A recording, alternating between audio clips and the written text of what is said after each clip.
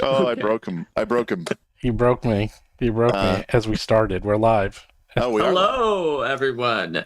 Hello, hello, hello. Oh, that's so funny. I'm glad.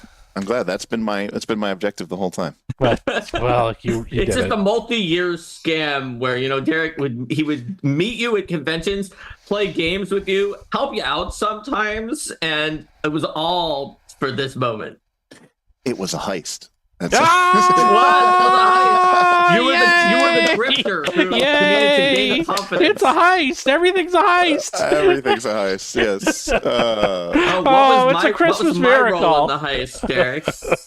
Good stuff. That was priceless. I'll tell you, that's why we missed you. Last week, I got good news for you, Derek. There was people on the stream that were saying, "Why is Bob World Builder on the stream? Where's Derek?" Oh, by the way, I'm gonna say the people who were saying that was one guy 6 times. There was like two guys. I think it was two guys. No, I checked. It Oh, was it was the one same guy? guy. Okay. Look, because I thought it was this two. is a lot of times that somebody asked. He kept for Derek saying on it, this, too. and All right. He kept saying it to make it seem like it was a lot of people. Oh, okay. I feel much better now than knowing that it was just one. No, actually, And it was me. No. Yeah. It wasn't you. Bob is actually, I think one of the creators I haven't had a chance to meet yet and sit down with. Yeah, Bob and I got very friendly this year, actually. I only met him last year, but he and I have become quite friendly. Yeah, he seems like a really nice guy. He is. He's got this interesting channel aesthetic where he like walks around his backyard, which is He's been walking around in the woods and the woods, filming. Yeah. which I mean, it's Interesting. Better than the talking head type thing, but Well, he has a small apartment. That's why. I think, okay, fair enough. Yeah, but yeah, actually, right now my bookshelf is very sad. I Because, see you reorganizing. Well, I had painters, so I had to move everything. I had to take down a bunch of shelves. So unfortunately, some of my gaming products are going to get banished to the Shadow Realm and get put in storage because I don't have the shelf space to put them back up, and I don't want to because I just had the walls painted so I could sell the house, and it makes no sense to drill a bunch of holes in it again. So. Anyways, I have to decide. It's a poll right now on my Patreon. Which gaming systems are getting banished to the Shadow Realms? Really? So far, AD&D Second Edition is definitely going into the Shadow Realm. So sorry, Second Edition books. Yeah, I don't know. It's kind of strange, especially today in this world where you can find everything on, PDF or digital, pretty much. Absolutely. Yeah, pretty much. Yeah. And so do you really need those books? I mean, No. you do, but not Yes, but really. no. But if then you you watch can't my find streams, them. I know. If you watch my streams, you know that I am constantly being like, oh, and then I just rip the book off the shelf. But I know, I do too. Although I did buy. Very long story. I got a new laptop, and the one thing I've been noticing on laptops and computers, strangely, is that it used to be that you would have 10 hard drive bays, and it would all this storage. It went down now. Now they actually have less storage because everyone's using the cloud. So it was nearly impossible to find a new laptop with anything more than I don't know how many terabyte or two. bays that the laptop would have. Well, no, but I'm talking about I was even looking at desktops, and I was like, oh yeah. And I mean, physical drives just aren't a thing anymore, really. I mean, so I bought. Oh my god! I got to find it. It's awesome looking. A 2 terabyte USB, and I was Wow. like, I know that's insane. I'm like, that is nuts. It's a USB drive that holds 2 terabytes. I'm like, that is like. That is back when that's we like would the get- Library of Congress. Remember back when we would get external hard drives I to know. hold 2 terabytes, and they would be big, Dude, and you're you'd have to talking plug about them in? dude. Yeah, I had zip drives when I was in college. Remember those? zip drives were great. The big floppies. I remember that they could store. I think they were 100 megs. 100 megs, and Yeah. I had, and they were great, and they failed horribly. They were always failing. Every couple of weeks, one of them would die. So you were constantly buying them, and you had a ton of them. And as quickly as they came, is as quickly as they went. They did. Although I do remember being shocked, disturbed because my uncle had gotten one, and he had the little zip reader on top of his thing, and it was connected by serial ATA or whatever. And he had all of the Doom and the Doom files, doom.bat, doom.exe, and he put it into the zip drive, and it wasn't installed on his hard drive, and he ran Doom. It had fast enough I/O that you could run Doom off of the zip drive. It was like, what? The future is now. But yeah, no, my first hard drive that I ever bought was an expansion hard drive for a Commodore Amiga, and it was like 100 megabytes, and it was massive. And yeah, and now you have these NVMe drives, these little sticks that just use your PCIe, and it's 2 terabytes, 4 terabytes, crazy. It's insane. The world is insane. Yeah. But yeah, that's what you came here for. Old 90s era tech talk. Hey man, that's welcome to Roll for Combat, where the only thing we talk about is everything except the subject. Yeah. Well, speaking of that, like wait. Nutrimancer had a 30 megabyte. That's old school. It's like my first was 10 megabytes. There you go. It's a race to see how small your first one was. Race to the bottom. Somebody on Reddit the other day was on r/RPG, and they were saying like, "Hey, I want to explore and find some new channels to watch that aren't just actual plays." And of course, I click on it, like think through, and Seth Skorkowski, Dave Thomavor, I think came up or whatever, and then somebody said, "Nice last call." And a bunch of people were posting. And then the one guy said, yeah, I really like the content, although I don't really love the bro-y atmosphere that, he has. And I thought that was so funny to me. And I don't usually respond, but I responded. I was like, you must have missed all the episodes where I talk about baking and sing show tunes. So I'm like, you can call me a lot of things. You can call me annoying. You can call me cynical. You can call me curmudgeon. But don't call me a bro. Like that's not. I'm closer to brony than bro, and I'm not even. You are a brony. I'm like the sweet spot because I'm not a brony. You're not brony. A furry. I'm making. But I'm not a bro. I'm right in the middle. So like, I love people. Yeah, I had a 1 gigabyte Jazz drive. I was very excited because I thought that would be the future, but then it was so slow that it was unusable. We have 7-inch floppies. I remember the 7-inch floppies. Oh, the big ones. Yeah, the big floppies. I never really used those. And the tape drives. I had the tape drive from my pet computer. Remember those? The pets? No, my first computer was a Commodore 64. Yeah, my first computer. Well, the first one I owned was an Apple II Plus. And the first one I used was a pet Commodore. And that was the day that I knew what I was doing for the rest of my life. I've talked about that. It was like I was in 5th grade, and we were brought to the library because we were going to be shown something the library got. And everyone we were all like, and I was in 5th grade, and we go in, and they showed the computer, and it was like literally, I remember a religious experience. I was like, oh, I'm like, what is that? And I was like, and I like the heavens parted, and I was like, ah! And like the light shining on it. I was like, oh, what is that thing? It is amazing. And then I literally spent every minute of my life in the library learning to code, and the rest is history, as they like to say. So there you go. Bronies reminds me, Stephen, were you at the PaizoCon the time that Everfree Northwest, the pony convention, was right across the street from it? No. That would have been great. That was before I worked at Paizo, but I went to PaizoCon that time, and there wasn't space in the PaizoCon hotel either, but there were some other ones that were like down the street that were also cheaper. So Linda and I were staying there, and when we checked in, they were like, "Oh, are you guys here for the pony convention?" Everybody thought that we were, and you should have gone. No, we said, yeah, we said no, and they were like, "Well, the pony, we're there for another convention." They're like, "Oh, well, the pony convention got like a special discount on the rooms." Oh God! And your convention didn't. So I'll tell you what, we'll just say that you're here. You know what? No. I was like, if you want to. So like for that night, Linda and I were unofficially determined by our hotel to be there for the pony convention. That is great. I'd have a better one if they went to you and the ponies came up to you. And they're like, "Oh, are you here for the pony convention?" And you're like, "Oh, no, here. I'm here for the TTRPG convention." And then they look at their friend and they go, "Geek." Right. Yeah. There were some people who were here for both. There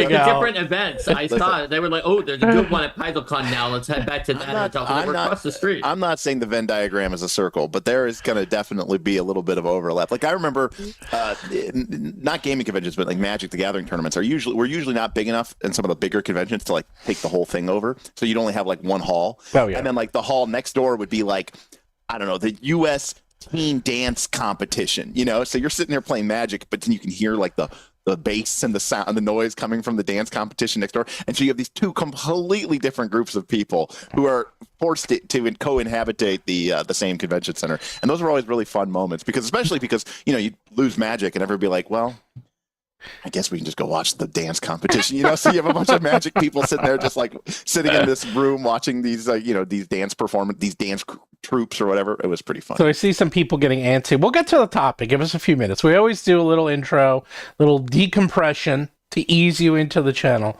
I will say, I think I did say this story once before, is that before I got married, I did have a very serious girlfriend. And later, we did not get married, but then later I did look her up. And did you want her to be more jovial? No. She was pretty cool. She played chill with me. How about that for hardcore? So she was into gaming. Back when no one was. and so, you know, the funny thing is you look back and I looked at her current husband, and her husband looks exactly like me. He has a goatee, and I didn't have a goatee when I was dating her. You know, he basically looks like another version of me. But instead of being into gaming, he is a semi-professional clown. Ooh. And he like goes to Ringling Brothers, and he would go to clown schools, and he goes to like clowning conventions. My friend looked at this and he goes, I guess she had a type. I remember you told the story before. We determined this was you in a goatee, so it was from like a mirror universe, Star Trek version of you who was a clown. But it was one of those, wow, I thought gaming was geeky. Oh, clouding. That's a whole other level. But there's always, because this is funny, I think I said this too about my kids, because they make fun of me so much about the gaming, but then they're into choral competitions. And I'm like, hey, you don't want to be talking about, let's like calm down here on what you're really into, because something always looks geeky to someone else.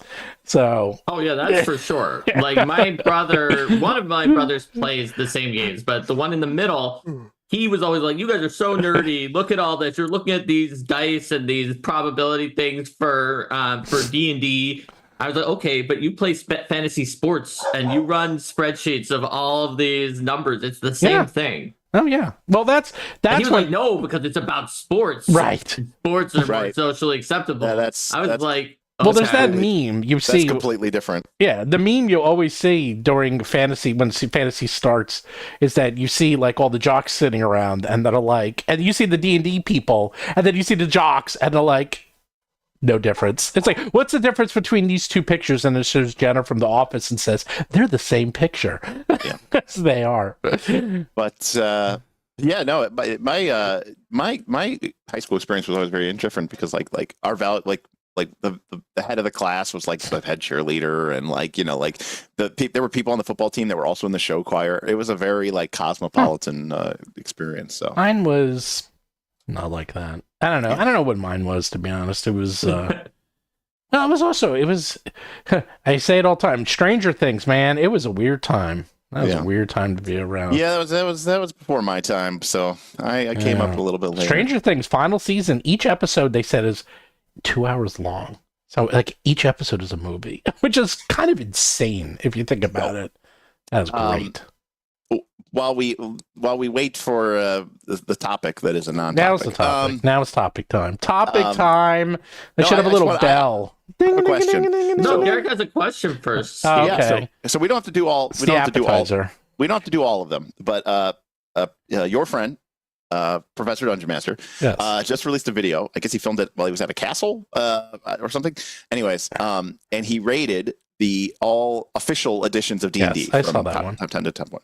Now, we don't have to do all of them. Now, he rated number 10, the worst one, 4th edition D&D. Correct. And he rated number 1, Beck Me Redbox. Not BX, but Beck Me Redbox, the one with the Larry Elmore cover, you know, the warrior with the hair, who I believe they've retconned to be a woman. But they did.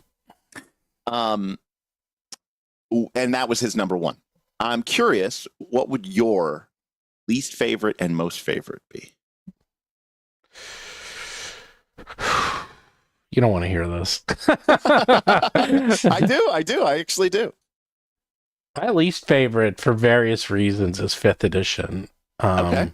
But that's just because It's because you love them all. You don't dislike correct. any of them. It's like pizza. It's like I still like it. It's just it's not my version of D&D. It's just we grew up with save or die, 1st edition, very hard. Like, it was super crunchy. No one understood the rules. You'd have to like literally sit down and talk with your friends. So it's just, it's just different. And 5th edition is fine. And when I play it, I enjoy it, but I don't like playing it for long periods of time, unlike D&D, which I can play forever. And yeah, 5e is too forgiving, in my opinion. But that's fine, because that's why I play Pathfinder, because Pathfinder's freaking brutal. And then my favorite... That was tricky. I mean, I like them all, though, for different reasons. Like, 3.5 I probably played the most. And that's... I don't know, because I'll caveat it. 1st edition is 1st edition, so how can you not love that? Because that's what I grew up with. Sure. 2nd edition, I actually strangely never played it in person, but I probably played it more than any other because every single computer game, is written. So I love it. I know those rules inside out because I've played every CRPG ever made that uses those rules, so I know them extremely well. 3.5, 3 I did play, and 3 is broken. 3.5 we played the most, so that one I like a lot. And 4th, I loved 4th, okay? And I had a fantastic campaign that went from level 1 to level 20, where I played a sorcerer, and it was still my most memorable, fun campaign of all time. I just remember it really well. That's the famous one where everyone had to like roll. It was the final fight and everything was like, I'll give you a 1% chance of doing everything. And every single time it happened. And it was literally like there was weird energy in the air. It's like, okay, there's a 1% chance that happens. A 1. It's like, come on. And the next one would be like, okay, 1% chance. 1. It was like, what is going on? Like, it was really weird. I've never seen anything like that, where it felt like there was literally like a energy in the air changing the dice roll, so everything was perfect. And were you a wild magic sorcerer? Because then that would be very thematically appropriate. I don't remember. It seems like something Steven probably would do. Was. I remember it was to the point that I had so many outs for getting hit. That he never even targeted me because it was impossible to hit me. So I remember that. I had some players that were like that as well. Yeah. So there you go. There's my rankings. There you have it. What about you, Mark? Well, like Steven, I kind of liked all of them, but I would probably put at the top. I just say, honestly, unlike Steven, who just has a very different opinion of 3.0, 3.5, I think they're like kind of mostly similar additions to each other. Yeah, I view them. Yes, there was some more broken stuff that they fixed between 3.0 and 3.5, and some of the early splat books in 3.0 were not well done. But that was the era where I really got into deep into the design philosophy of the game and cut my teeth on game design. So it means something special to me.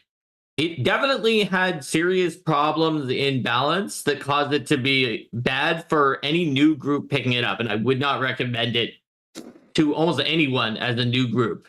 But if you knew what you were doing and were willing to spend a lot of hours on it, which I was in just particularly, then there's a lot you could do with it. And so that has a deep place in my heart for that reason. If I'm going to pick last place, then, and in this case, I'm only doing it based on what it means to me as well as what's in the book. I'm not going to give it points for this was a pioneering or anything like that, because everything else builds upon the shoulders of giants. So OD&D, the original is worse. Oh, yeah. It was updated for a reason. So that's going to be my last place. There were definitely things to like and dislike in all the other ones. Fourth edition had some amazing ideas that were ahead of their time, and it had some sort of face planting implementations on some of them that drastically turned away my group. But looking back on it, because of those brilliant kernels of things, even though maybe it was the one that turned away my group the most, I still am going to put OD&D like below it, just because it was a start, but all the other ones had something that was built on that. That's my answer to that. What's yours, Derek? I think mine's probably the same as yours. I love 4th edition. Actually, I probably like 5th edition better than I like 1st edition and 2nd edition AD&D, even though that's what I cut my teeth on. I think it's just, cleaner, smoother, easier. It's not as weird. And there's a lot of minutia in 1st edition and 2nd edition that I, quite frankly, never really cared about. So 5th edition is not, for me, the worst. But I think the worst is probably OD&D. And while I haven't really, I have played it once as like a joke.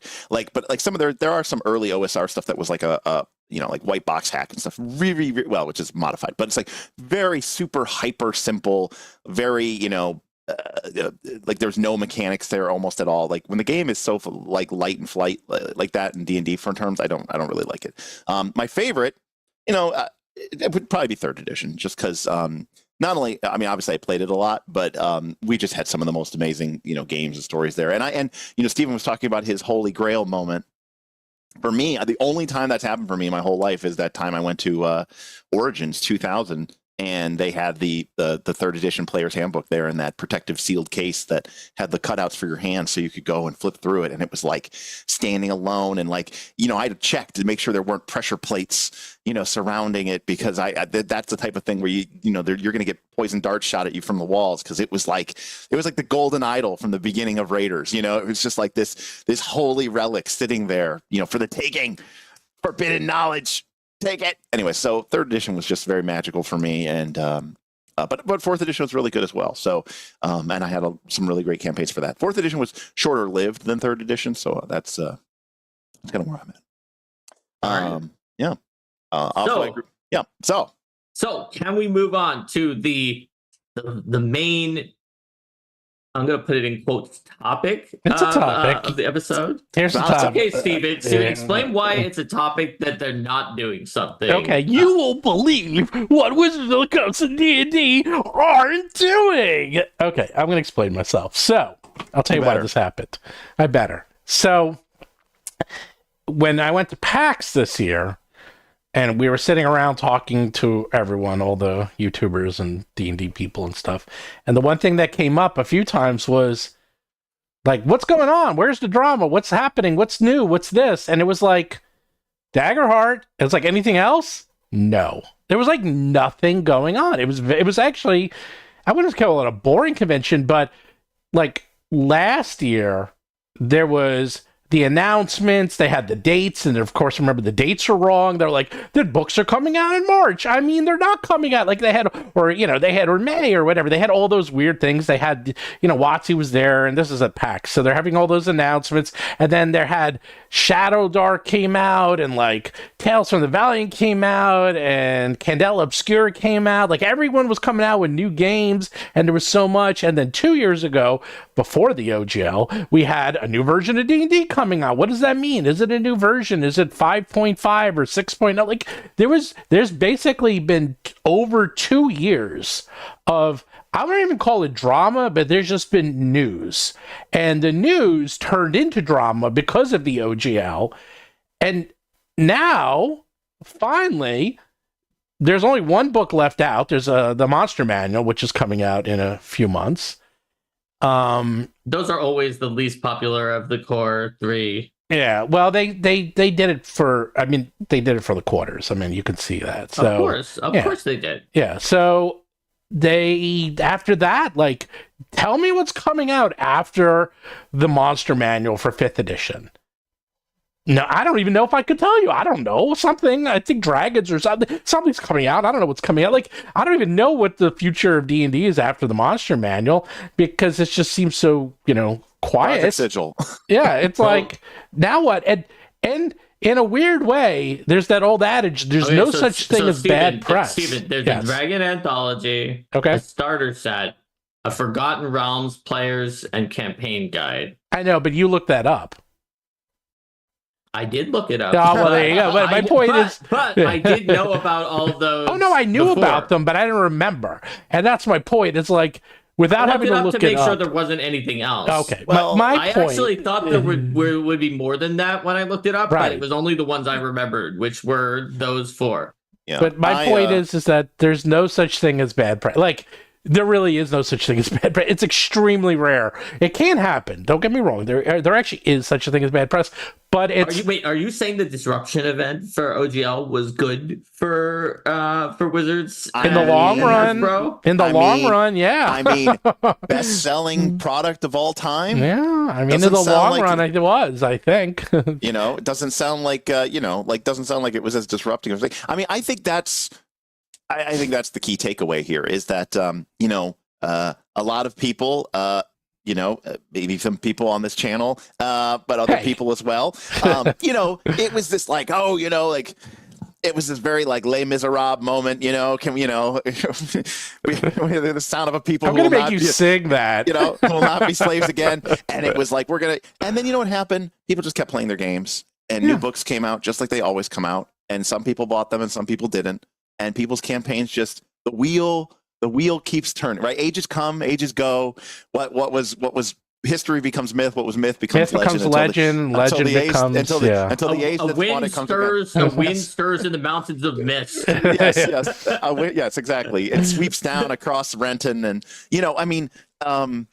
it's just this cycle. I mean, we've just been going through this forever, And while I certainly applaud people like Kelsey's accomplishments, and having met her several times now, even more so because she's delightful. But Shadow Dark, it's going to release some books. It's going to sell some books, but it's not going to overthrow the Daggerheart's going to come out, and MCDM is going to come out, and guess what? People are going to play them. And you know what's not going to happen? It's not going to disrupt anything. People are just going to play games, Nobody's trying to overthrow D&D. And we've had people on here before with episodes where Steven would make the thumb be like, well, this replaced Dungeons and Dragons, and then and I would be like, they're not trying to. And the person who's making it is like, I agree. We're not trying to do that. The greatest challenge will continue to be, for all time, GMs who by and large are more invested into the community, into the news cycle, into the hobby than players, by and large. Not always, but sometimes. The ongoing challenge is still going to be handfuls of GMs out there who get excited about a new book, who want to go play Pathfinder 2, who want to go play Tales of the Valiant, who want to pick up Daggerheart because they like the idea of the narrative storytelling, and then convincing their 5e group to make the switch, and their 5e players say no. That is going to be that. I see this all the time. I see this with my channel. I see this with my Patreon. I see this with Reddit. It's going to just be the ongoing story of for all time. So if anything, what WoTC isn't doing is they're not trying to disrupt anything because they're on top. Why would they change anything? They're the leader. They're still the leader. God, they got to be sitting there looking around I can't believe that happened. That we fucked up that badly that many times in a row. And at the end of the day, nobody gave a shit. Not really. Not in a meaningful way. And they're like, you know what we should do from now on? Just keep our mouths shut. Okay? Just keep our mouths shut. Release Curse of Strahd 2, 3, and 4. Okay? Whichever adventures people really seem to like, we'll just keep releasing those. We'll just keep redoing them. We'll do a remaster. That worked really well for Paizo. We'll sell the same books again. It'll be great. Curse of Strahd 2, cursed by Strahd a second time. Right. Curse of Strahd 3, recursed by Strahd. Right. The final curse of Strahd. Yeah. Curse of Strahd 4, another curse after the final curse. No, because then what you got to do is you got to spin off the IP so that it's like Strahd versus Manshoon or something like that. Like Alien versus Predator. Strahd versus Dracula. Who will be the vampire master? I'd buy that. Curse of Tatiana. Did you say you'd buy that? Yeah, I'd buy that. It was like Strahd versus Dracula. Yeah, Strahd versus Dracula. 2 vampires enter. One vampire leaves. Strahd versus Pass, right? The vampire. No. That's not hip enough to the modern. God, no one knows who Lestat is. I'll write the story. Right. So the PCs again, they'll have some stuff in there in case people didn't play Curse Strahd, but people play Curse Strahd, they kill Strahd, but then a new vampire appears. It's Dracula. So the PCs actually have to go and they have to bring back Strahd because only Strahd is strong enough to fight off Dracula, and then Strahd becomes like this, like, kind of anti-hero, dark hero, and like the PCs actually have to save him so that he can go fight it, and then it's like the ultimate like 5e fantasy where like the player characters aren't actually doing anything; they're just watching these really two cool characters actually do stuff, and they're like, "Yeah, look at us, we made that happen." Anyway, yeah, well, why would you call out the 5e fantasy? I think a lot of people in 5e can kick major ass of encounters that are above their level. So why would they need a higher level person? You're actually right. So there's two 5e camps. There's the 5e camps that are like, I just want to be told a story. Please read it to me. But then there's a 5e camp that goes, we don't even bother with Strahd. I can do 10,000 damage to this guy on a bonus action. Well, I'm going to tell you that they're just as a wide,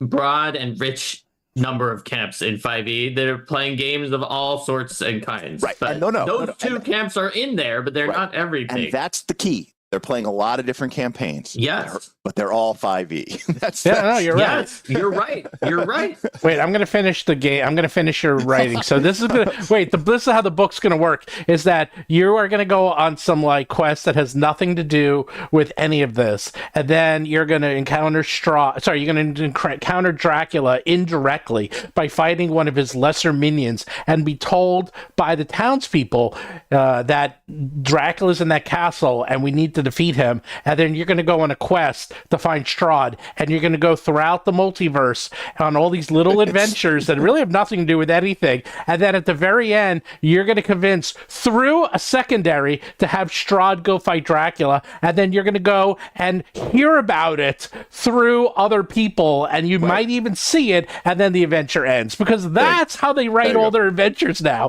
You are a distant participant. You never seem to take it. That's what I was trying to allude to, right? Is well, because you know why they do that? Because what Mark said, because you're so damn strong that if you face them, you'd kill them. So they never let you face them face to face. You always have to do it through secondaries. They do it on purpose. I do really want to call out Fraser Burns. It said, Strahd to a bite on that thing. That's pretty good.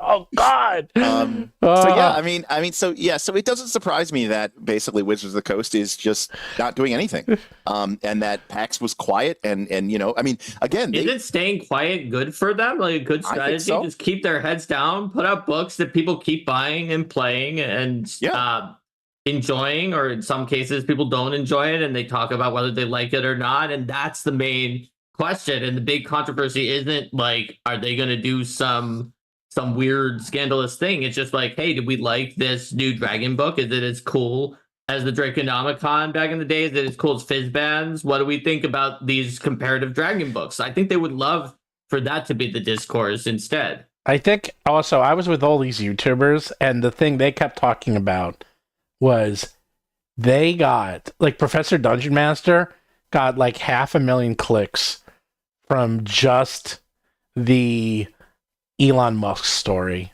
in 1 week. And he's like, we got more. Everyone was like, oh yeah, we got so many clicks for that Elon Musk story, which I was away for, so I didn't even get any of that. And I'm sure a lot of it was negative. Well, there was no story. That was the whole thing. I was like, how did you manage to milk a week out of a three-word sentence? How much is Hasbro? That's it. Burger. Well, because that's the other thing. The other side of this is that controversy, drama, etc., are good for all these content creators.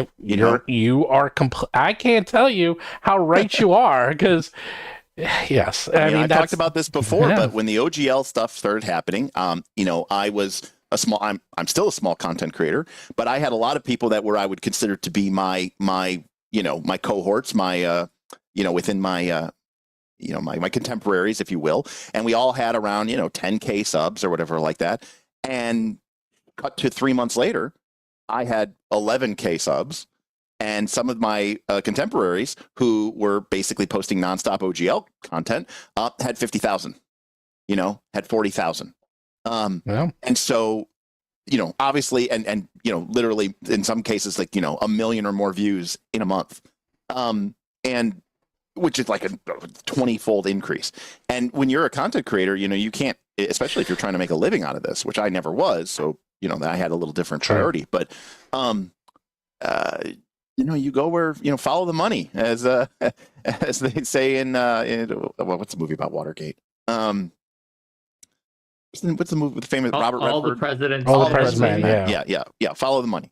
So, I think some of this drama that has been generated by all this stuff that has been happening in the thing, I think, just like any other media, has been sort of amplified by the news organizations that report them. I'm not, the rascals, the dice, whatever, what's one called? Dicebringer. They need to show people ads in order to pay their staff and all this other stuff. So, like, I'm not saying that these things weren't completely wrong, right? Like that there weren't actual newsworthy events happening. But to your point, how do you milk a one sentence tweet from Elon Musk into 500,000 views and a week's worth of content? Even I was impressed. I was like, damn. When you're asking that question, that's how you know it's next level. Because I'm like, anybody would know how to do that. It's you. Oh, I know. I was like, I was on vacation. I was like, half of because I'm very glad you were on he's vacation. watching. He's watching. Professor's watching. Look what he is watching. I do not want to have been stepping in that stuff. I'm glad you were on vacation. Oh, that is fantastic. It looks like Professor Dungeon Master says next week's video, the shocking truth of the D&D Elon Musk Matt Mercer scandal that just got worse. What the heck? 1 million views. It's going to get 1 million views. Oh, 1 million views. Absolutely. So, yeah, I mean, and again, here's the thing, and I've said this before on this channel, and he's watching, so this is even better. The thing that I love about Professor Dungeon Master is he is very, very openly, I don't want to say antagonistic, because that's not the right word, but he'll basically be like, hey, I'm doing another one of these stupid videos that you guys are all going to watch. And you're going to say, why don't you make these other videos? And I did. And you can go watch them, but none of you will because all you care about is the drama. He does it every time, and I love it. He does that. He calls out everyone. He calls them all out. Oh, I love it. And you know what the best part is? People go, well played. That is correct. And so, look, Professor said, Derek is my favorite guest. That's twice in one day. Derek, I think you're on a roll. I'm on a roll. People but no. Are you wearing a Root shirt? I am wearing a Root shirt. Oh, look at that. Very cool. That's cool. But yeah. So the the fact of the matter is, I don't know, sex sells. Scandal sells, and the fact of the matter is that people often say that they want to, I want to learn deep dives about, even on my channel, which is almost nothing, if I do a tier ranking Pathfinder 2 classes, I'll get, 6, 7, 8,000 views, which for me is a lot. But if I do a video about like improving your game masters or game mastering, or how do meta currencies work in game systems and how can you use them to improve, your game's performance, I'm lucky if I get, 2K. So the powers that be, they want the drama. The people out there, the customer's always right. You don't have to tell me, but that's actually so. Back to the original statement, because there is no drama, and at least none that. It's not even that there's no drama. It's like the drama-esque things that could occur, unless WoTC really shoots themselves in the foot. Like they're coming out with the Dragon Book, okay. They're coming out with a new Ancestry. Okay. They just did. Oh, they're doing the playtest for the Artificer. Woohoo. That's not going to get the clicks. It's just not. It's, no one cares. Not no one, but you know what I meant. It's just not enough. People not like dragons. Enough people like dragons. If it's a good dragon book, people will care. Fair enough. What I'm getting at is there is probably not going to be drama unless it's self-inflicted. There's not going to be another new version of D&D for another 8 or 9 years. It's like we got a while before that happens. So D&D has to literally stand on its own. And with Matt Mercer probably switching over to Daggerheart. Do we know that? Do we know that? By the way, for the record, I don't think that they will. I don't think that they will. I don't know, but they're definitely doing something with it just because of private conversations I had. They're doing something. I don't know if they're fully switching over.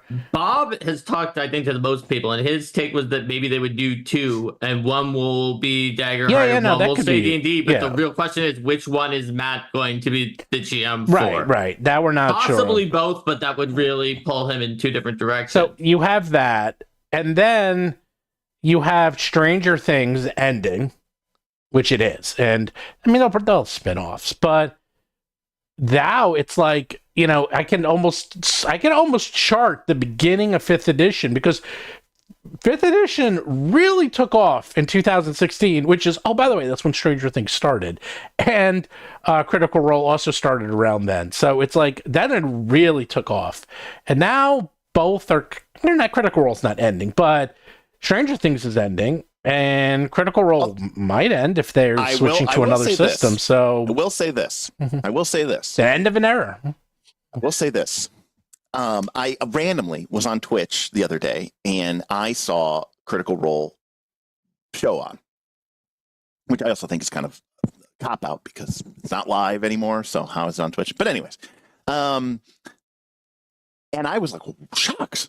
I was like, is that really that? And now I know at the end of a campaign they get less views, but I couldn't believe how small the audience was. Yeah, so I went to some website. I went to some website that like tracks viewership and stuff like that. And I saw that campaign 3 way down, and then just even, you know, correspondingly it's way down. And then I, just out of pure curiosity, I was looking up the numbers from their Amazon series.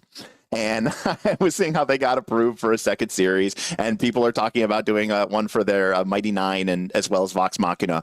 And I started thinking to myself, you know, all these people wanted to be voice actors. You know, I get that they play D&D, but I think for them, they just saw this as an opportunity to, you know, have their cake and eat it too. I wonder if you're the Critical Role people, if you go, guys, are we really going to keep doing this forever?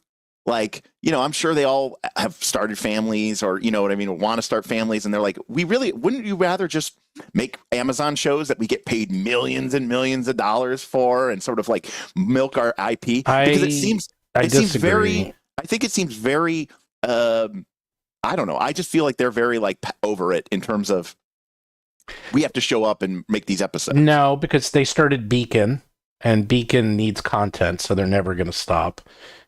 Beacon is their private, you know, like, I actually don't know what Beacon is at all. So. That's why. So Beacon is basically like Peacock or Netflix. It's like their own separate streaming service just for them, and you get extra stuff. So and you subscribe to it. So because of that, they're never going to stop.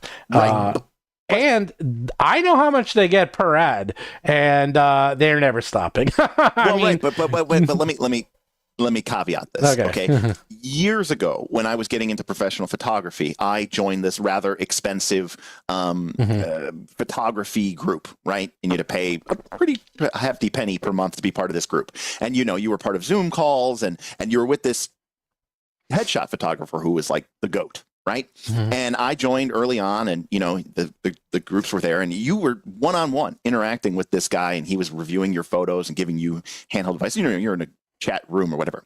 But what I noticed as time went on is, you know, certain people became kind of like his lieutenants. And then it was like, hey, we're doing this show on photo editing, but it's going to be run by Mark. And this one on lighting is going to be done by Steven. And more, he became less of a direct controller and more of like a CEO type role. So I wonder if the goal of Critical Role isn't, and maybe what they've tried to do several times and maybe failed, is to sort of indoctrinate people to this idea of these other people and get people really invested in that other people that they can just hire out, you know? And then that way they can have 30 people who are making shows, and then they don't have to make the shows. You know, they can just occasionally do something or show up and do like a little plug or do like the introduction or something like that, you know? And I think that is where maybe their mind is set at. Critical Role and Friends. Yeah, Critical Role and Friends, exactly. Yes. You know? No, you are 150,000% right. However, It's very hard to do because they tried to do that with Candela Obscura and no one wanted to watch it. And you see that it's one of these things that's very like look at or is it because it was Candela Obscura? That could be it too. But look at I'll give you a perfect example because I know you know this well. The MCU. They tried that with Phase 4 where they're like, okay, Tony Stark is gone, all those Avengers and everyone you love is gone. Let's go to the new people. No one cared. No one wanted to watch those new people. So they're like, Tony Stark's back as Doctor Doom, everybody. And the place went crazy because they have become, and I know Marvel hates this, is that the stars have become bigger than the brand. And that is death, by the way. That is like, that can kill a brand because if then the stars, A, know they have control. And B, when they die or something happens to them, then what? It's a big problem. But not only that, you also become trapped because when you're the everyone draw, becomes trapped. Right? When you're the draw, you're like, well, damn, because you're limited. The number one, no one gets more time. That's the one thing that we're limited to. And so, if you're like, man, I really love to make 5 shows, and you're like, okay, well, I only have time to make 1 show. So if my audience doesn't want to watch anything that I'm not in, then I'm, my growth is capped and I can't give my audience more shows because, it's hard for me to get these, this group of people in. I'm sure now that all their bank accounts have many, many, many zero. I'm not saying that they're doing this for the money, but now that I'm sure that all these people's bank accounts have many, many more zeros in them when they started, it's probably a lot harder to try to convince them to come in and, do this whole rigmarole every week. I mean, the money's still coming in, but, I'm not saying they were struggling actors, but I'm saying they were struggling actors, like when they started, No, definitely. Not to the point where they are now. I mean, yeah. That actually was something that was said. So their Christmas show, and you can watch this, it's on YouTube, about that it was alluded to this YouTube video. I think I forgot which channel it was on, but they did it behind the scenes, and they were saying that they brought everyone with them to PAX for the Christmas show, and that was like 50 people. And let me tell you, it's very expensive when you're bringing 50 people with you for these like shows. It's like, oh yeah, you can make a lot of money on the shows, but then you got to pay everyone, you got to pay insurance. It's like, before you know it, it's like, oh, we brought in $2 million and we paid out $2 million. You don't make anything after it's all said and done. But they were saying during the Christmas show is that they really were enjoying it and they liked it, and maybe they're going to start doing more live shows. And they did announce a couple for next year, and they sold out. Remember, didn't they do like one in Wembley, and they're doing one in Australia, and the tickets sold out in like 10 seconds? Something insane. They sold out immediately.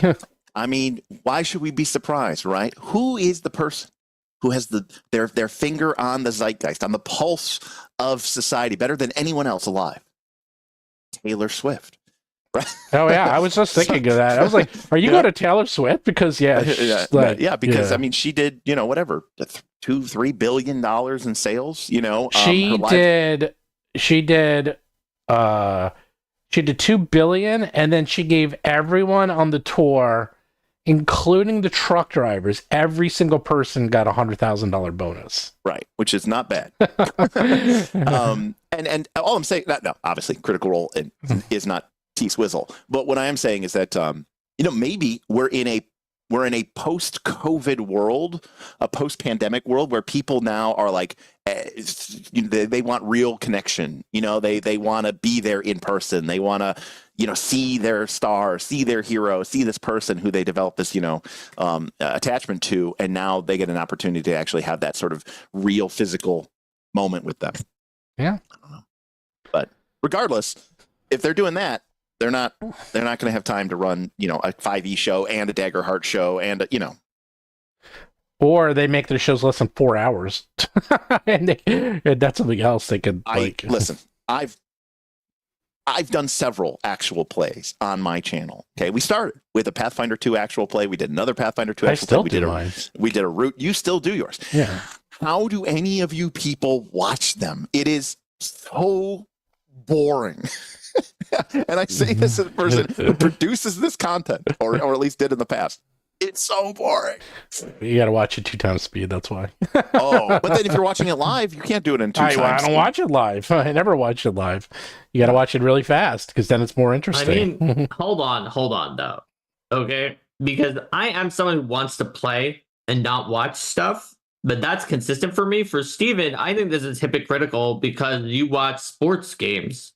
And I also don't watch sports games because I want to play and not watch them. So if watching baseball is interesting, there's a watching reason. actual play could be there's interesting for you too. There's a reason. Because, and I'm going to answer for Steven, but Steven, you can, is that because, and I know people who do this, because sports games are entertaining, but ultimately it is just a means to an end, which is to generate a score. And at a certain functional level, you kind of just care, did my team win or not, or did my player that I have on my fantasy team do well? And so to a certain extent, you can kind of not pay attention. And then as soon as you see the score, you're all caught up. Correct. And then you can just pick up where you left off and just keep watching. You don't really need to know the ins and outs. All you need to know is, okay, now my team's down by 2. Okay, I must have missed something, but whatever, I can keep watching. RPGs don't work like that. Movies and TV shows, especially ones that are, serial, don't work like that. You can't miss 3 or 4 episodes and then just pick up on episode 6 and be like, oh, I'm good. Well, 2 things. A, you can jump exactly right. It's like I could turn on a baseball game in the 7th inning and keep watching it from there because I'm like, okay, now I see. I'm all caught up. You don't need to. What happened on innings 1 through 6? It doesn't matter. I know a lot of people that would literally only watch NBA games starting in the 4th quarter. Oh yeah, that's the most exciting time for the because by far. The first 3 quarters are just designed to get you to that last quarter. I'm one of those people. It's like first 3 quarters are nothing. Nothing happens. Who cares? Okay, you know what? Fair enough. That's a good point. I know people who watch the games all the way through. Oh, I watched them all. And they are not like reading a book or talking to people. They're just glued to the television. And I think those are the people good games. who also want to watch, good game. They want to watch good RPG games. Yeah, from the beginning to the end. I'm not that person in either case because I want to be playing, but I understand and respect the people who are doing that. By the way, I turned on. This just happened 2 nights ago. Is I was flipping through. By the way, I saw someone post. It's like, there's only 2 seasons, baseball and winter, and that's it. And I'm one of those people because I'm so bored. I'm like, when does baseball start again? I'm so bored. I'm like, and then I turned on the baseball channel on SNY, and they had a Met game from like 3 years ago. I'm like, oh, cool. And it was a good one. I'm going to sit here and watch it. I lasted about 5 minutes because it was so slow. Because even me, and because I was like, oh yeah, this is before the rule changes. And the rule changes have made the game go by so quickly and so efficiently. It's so much better. And I just turned it off. I'm like, I can't even watch this. It's so slow. Yeah, it reminds me of like there was Hearthstone had an auto battler, Hearthstone Battlegrounds. Yeah, and I was watching people play it, and I would watch on YouTube, and I was watching it, of course, at times 2 speed or times 2.5 speed, as I tend to do. And so I was like, oh, this game looks kind of fun. And I tried to play it, but then I was forced to play it at regular speed, and I was like, I can't do it. Not to disrupt our thrilling talk about nothing happening, but I do have to ask, Steven, you are a lifelong Mets fan. Yes. Tell me in a brief sentence or 3, what do you think about the largest sports contract in sports history? Juan Soto signed $765 million contract for 15 years. Correct. Guaranteed, as I understand. What? Guaranteed. $75 million signing bonus, and it can actually, after 5 years, he can opt out, and if he doesn't opt out, he gets a $5 million a year raise, so it goes to $800 million. This is what I'm going to tell you. Last year, when Ohtani signed a $700 million contract, and everyone said that is insane. By the way, it was all deferred, so $680 million or whatever was deferred, and only $20 million was guaranteed, which is cheating, but I won't get into that. Right. They made back that money so fast. They got 10 new large-term contracts. Put it this way, during the World Series, more people were watching the World Series in Japan at 8 a.m. than in the United States.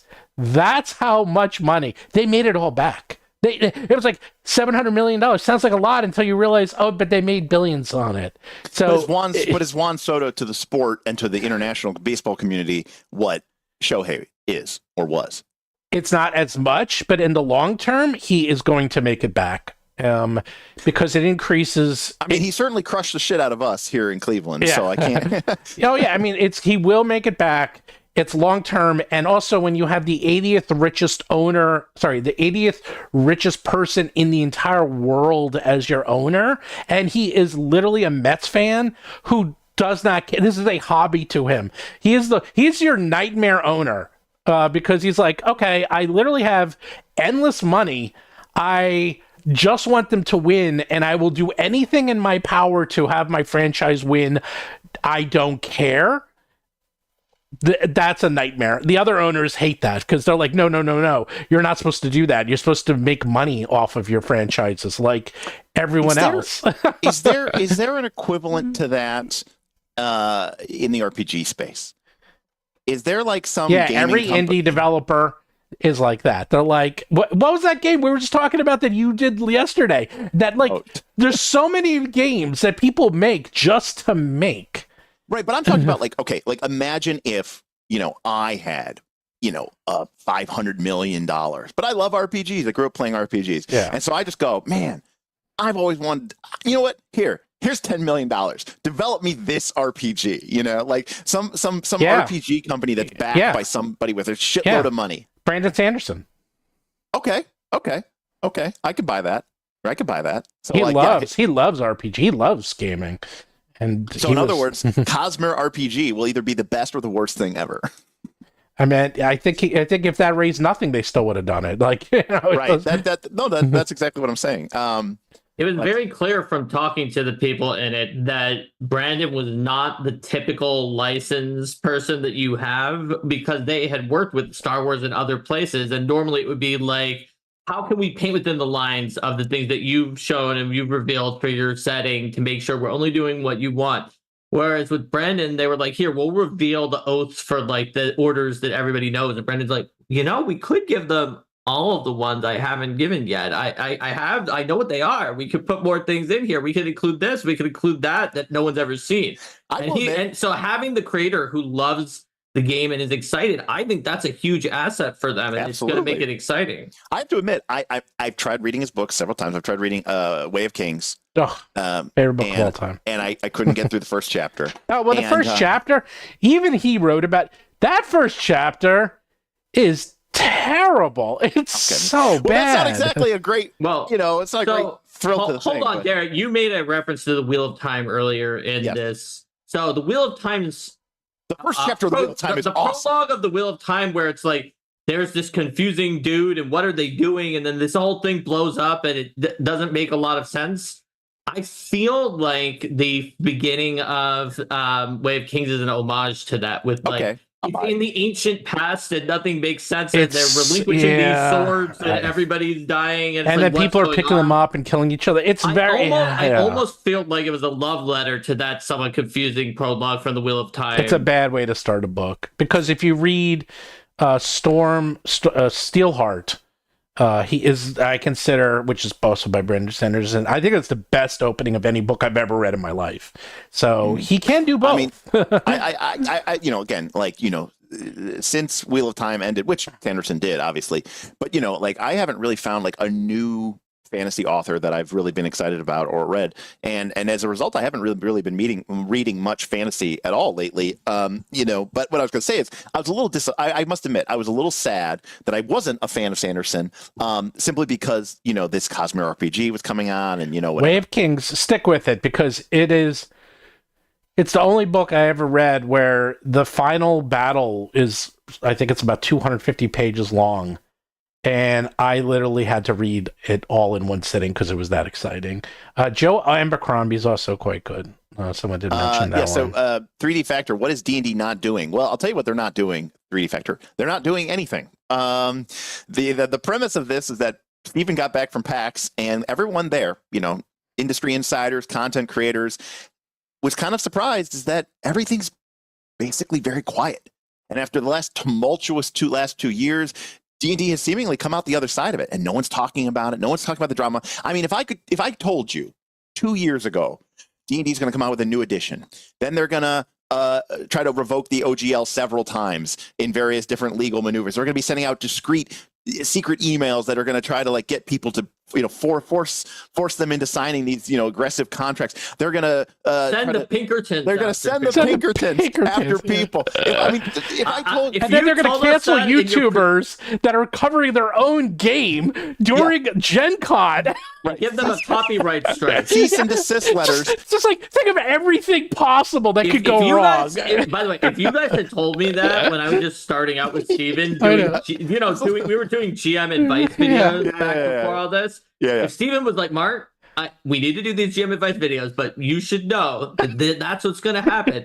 I would have been like, Steven, I know you've been good at predicting things in the past, but you are completely out of there. There's no way that's going to happen because they've done the GSL. They know it was bad. There's no way. Absolutely. And that alone would have made me say you're crazy because the GSL was horrible for them. But anyways, if I were to tell you that all that was, especially while that was happening, when there were the, cancel your D&D Beyond subscriptions, we will rise up. We're going to send them. If I told you that after all that came out, that they were going to release the books, no muss, no fuss, that was going to be their number one selling product, and that everybody was going to be like, oh, and people liked them too. Yeah, and people were like, actually, it's pretty good. Yeah, and the reviews were like, oh, it's pretty good. Pretty good, and then you had all these people who were like, that's it.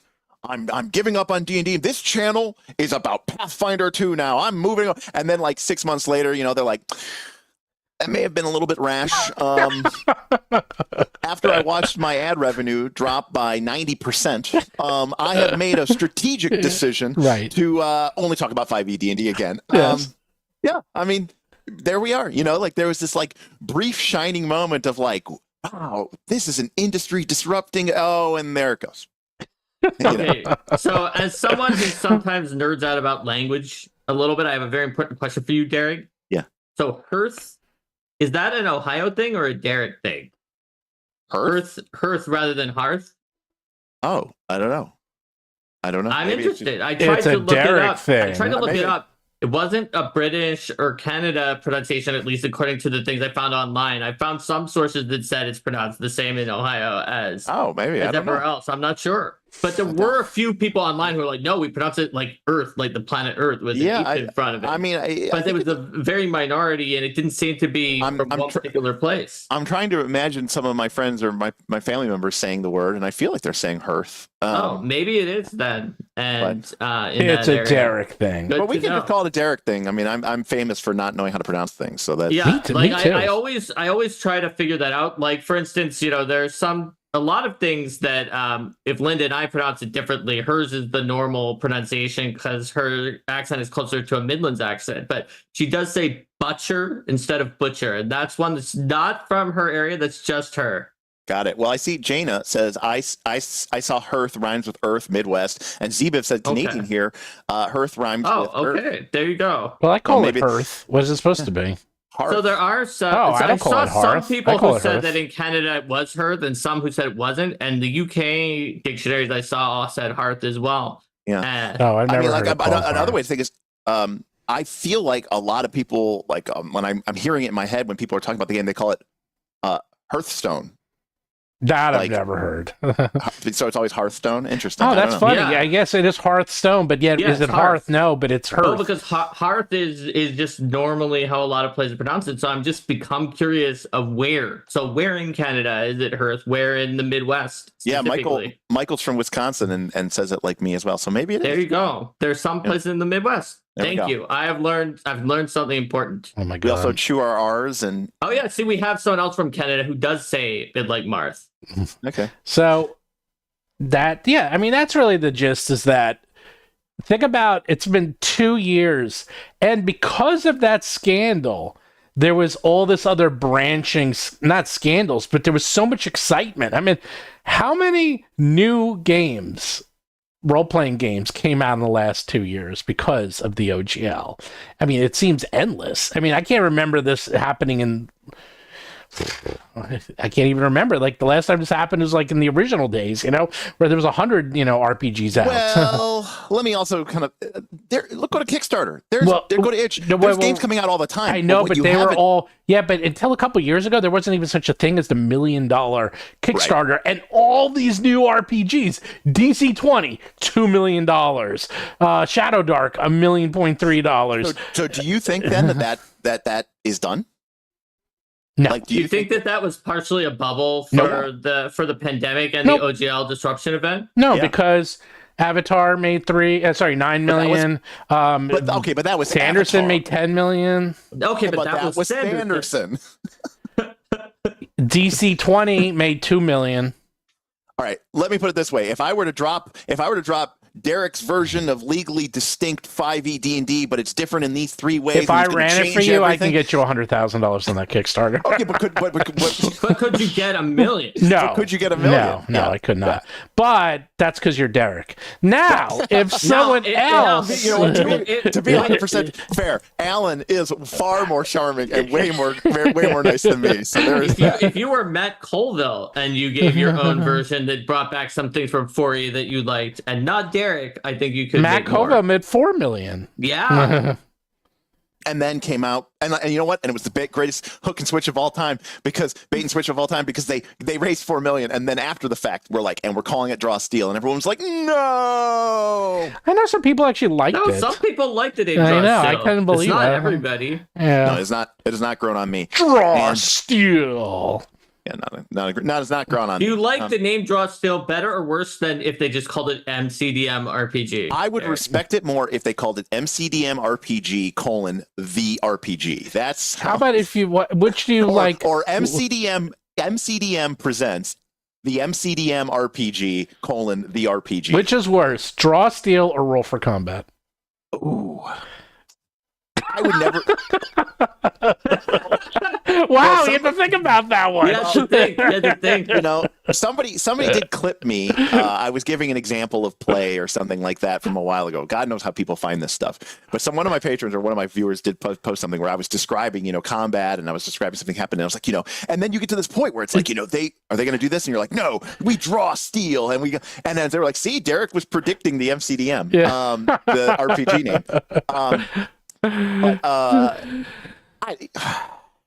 I like Roll for Combat better than Draw Steel. Well, the funny thing is, last night on Jeopardy, there was a question, and I forgot it was somebody. It was World War I was one of the topics, and one of the answers had the words "for combat" in there, and I was like, "Oh, so close, so close!" Right. But if he said that, I would have been clipping that. I'd be like, "Oh, Ken Jennings said Roll for Combat." But the other thing to consider though is what's the number of what's the number of active D&D campaigns, or players, right now, I've heard millions, right? 13, here we go. There are currently estimated 13.7 million active tabletop D&D players worldwide. Okay. And I think it's 50 million who have played it. Right. But it's 13 million currently active. Right. Supposedly. So that's obviously that's a very, very big number. But you look at this MCDM RPG, and it did 30,177 backers.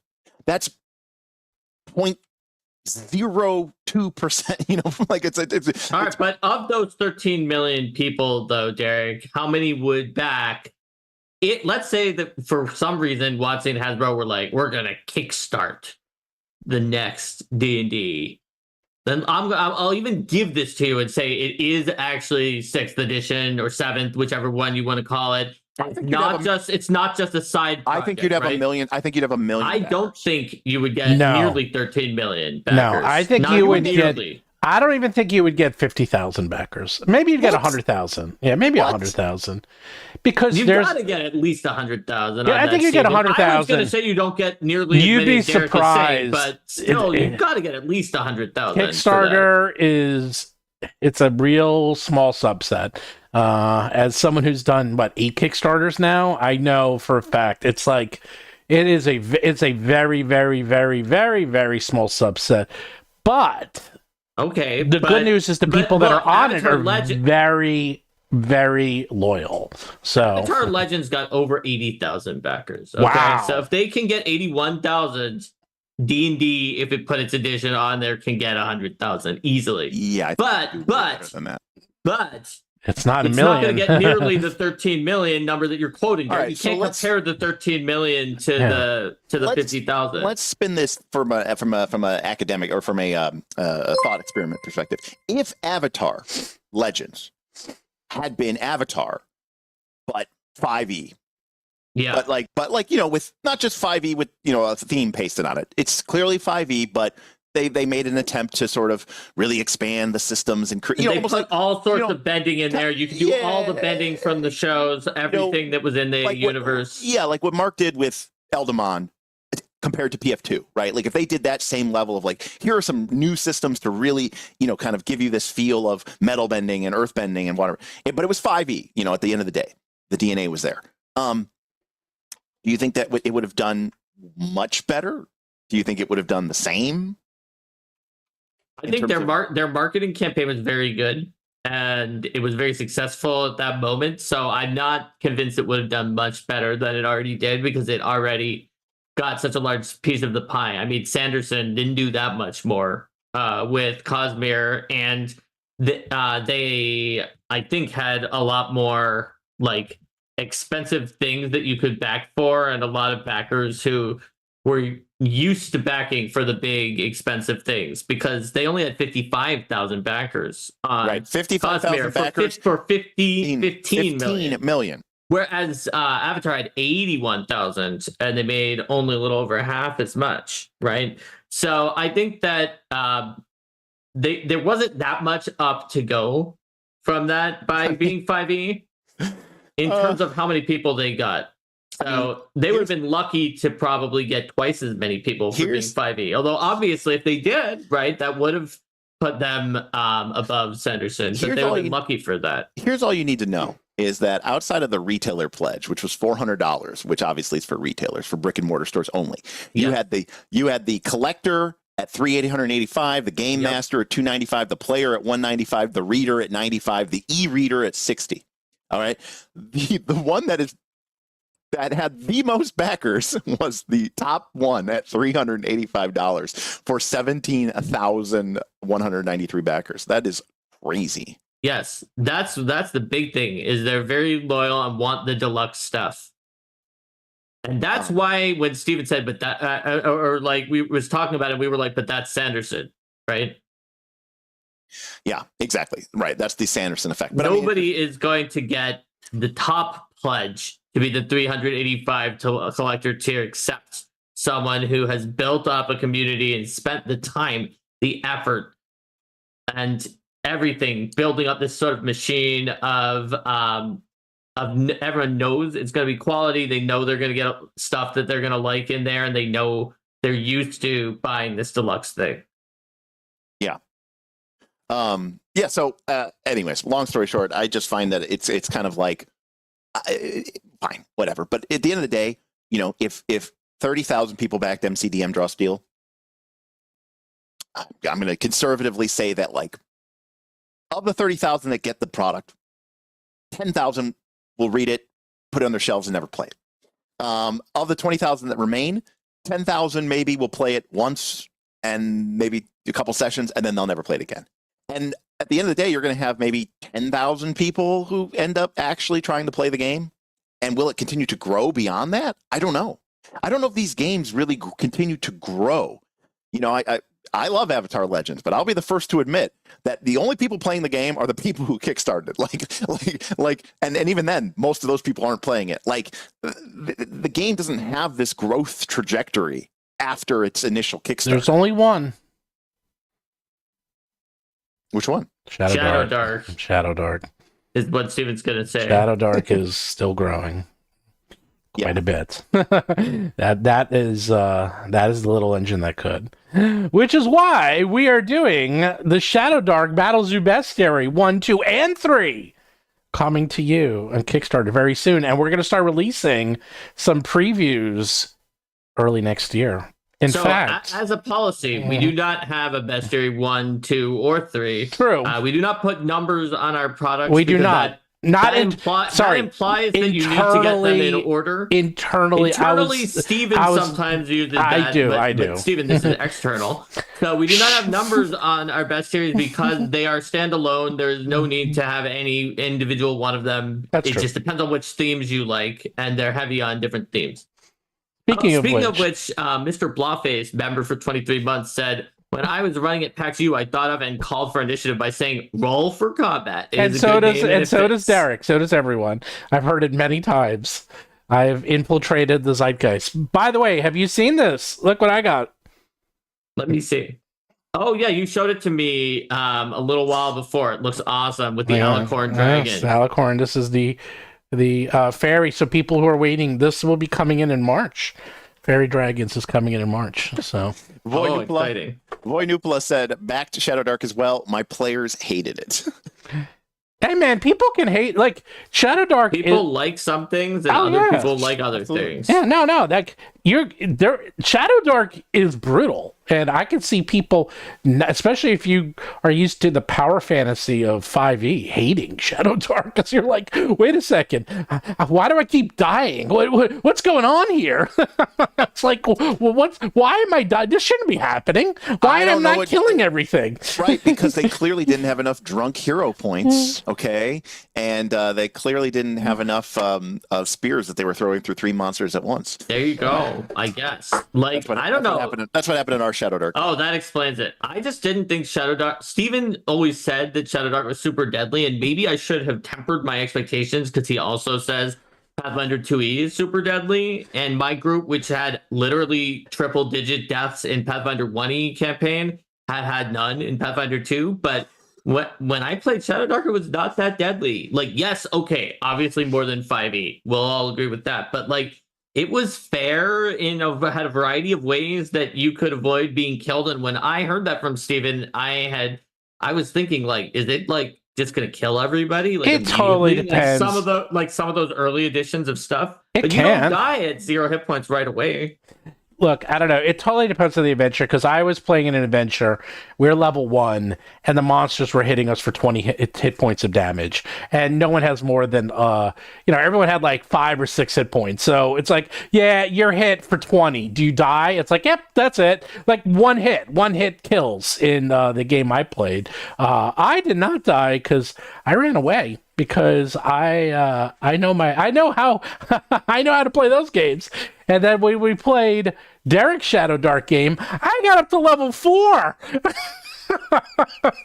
in one session because Derek's a softie. People died in that game, though. Oh yeah, absolutely. Oh yeah. I mean, in the second session. In the second session, Smith's wizard died, but it was late, and he didn't want to have to make a new character. So instead, we said that he poured his mental essence into the other character, the rogue, and then they became a hybrid character. It was very roll for combat-esque. You would have appreciated it. They would have been a fusion. We do a Shadow Dark version of the fusion ancestry. Yeah. What I'm saying is Shadow Dark. It can be deadly, and also I think anyone.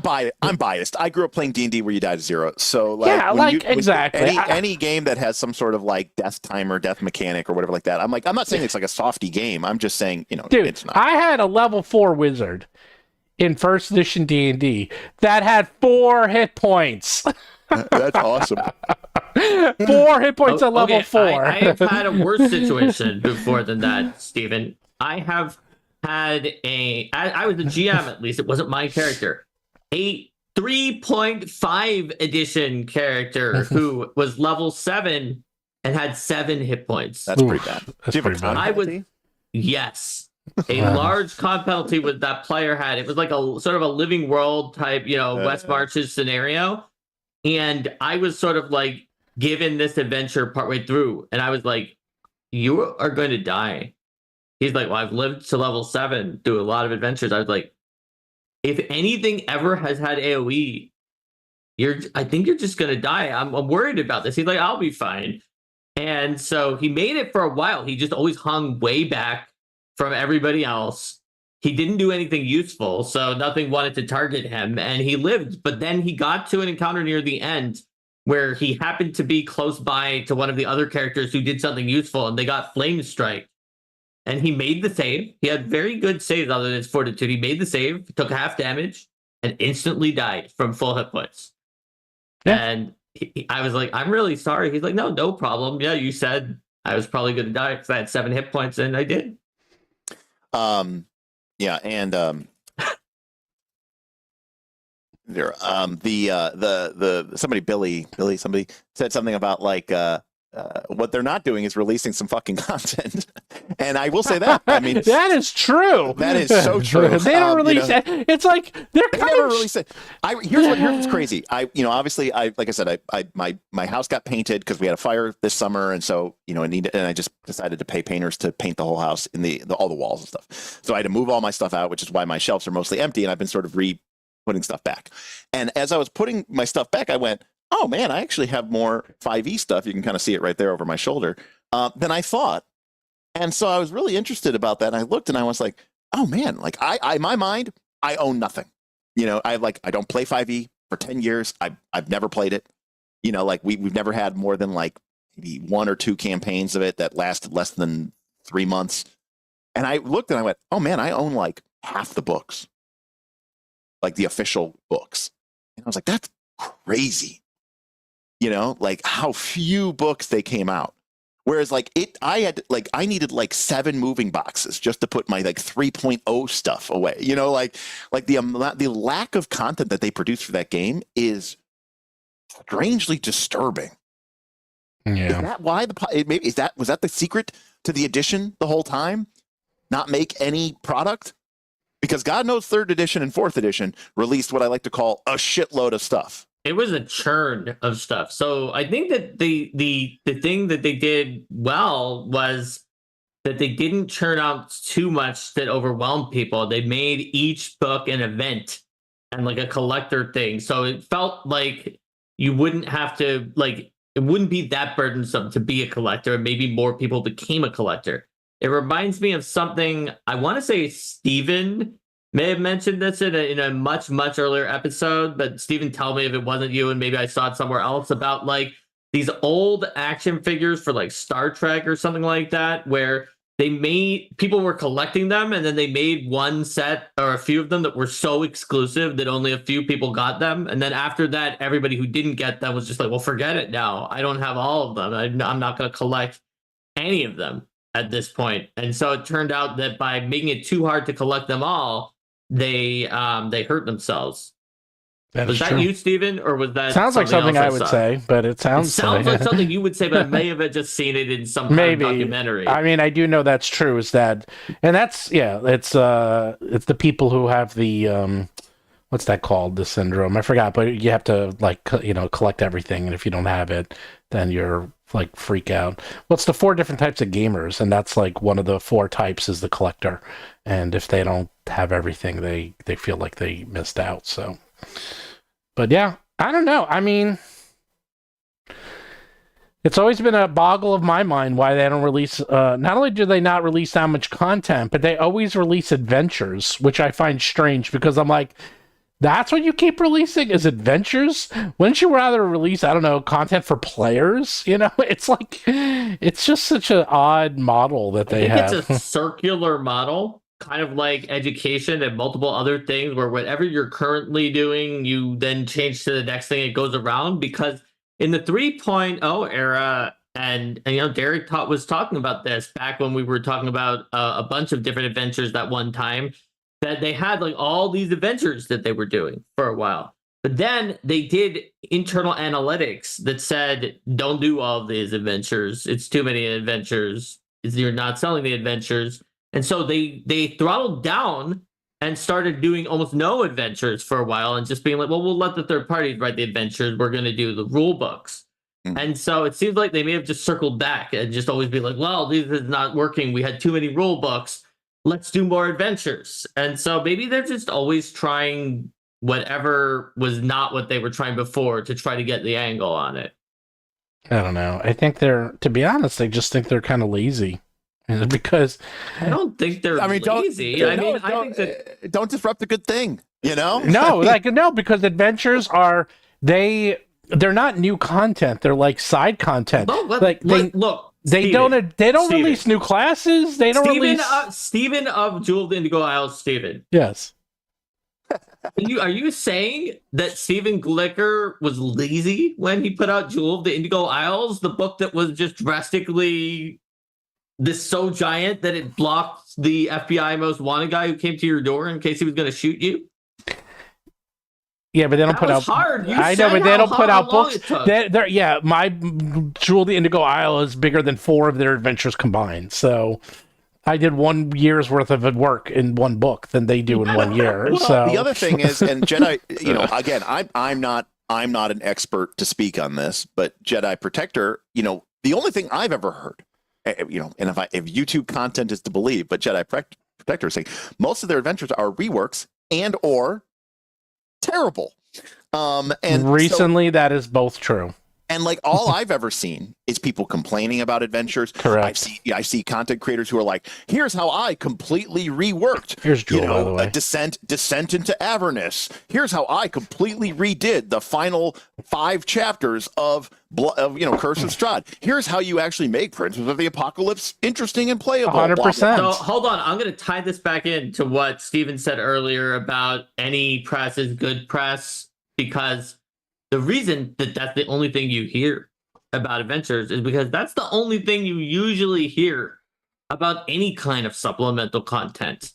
It like if everyone was totally fine with it, you would just hear nothing. Yeah, you're not going to get. I can hear video. Look, I've worked on a lot of products. You're never going to get 100 videos that are like, this is how much I love this book, and it's not a sponsored video. Now, Derek, I know you do that for smaller RPGs. I've done that things like that before, where Linda and I will only cover things if we like them. That's great. We'll talk about things that we. I am an idiot and a bad business person. You're correct. But that's because you and I are intentionally trying to spotlight things that people might not have looked at, and we're really thinking hard about it.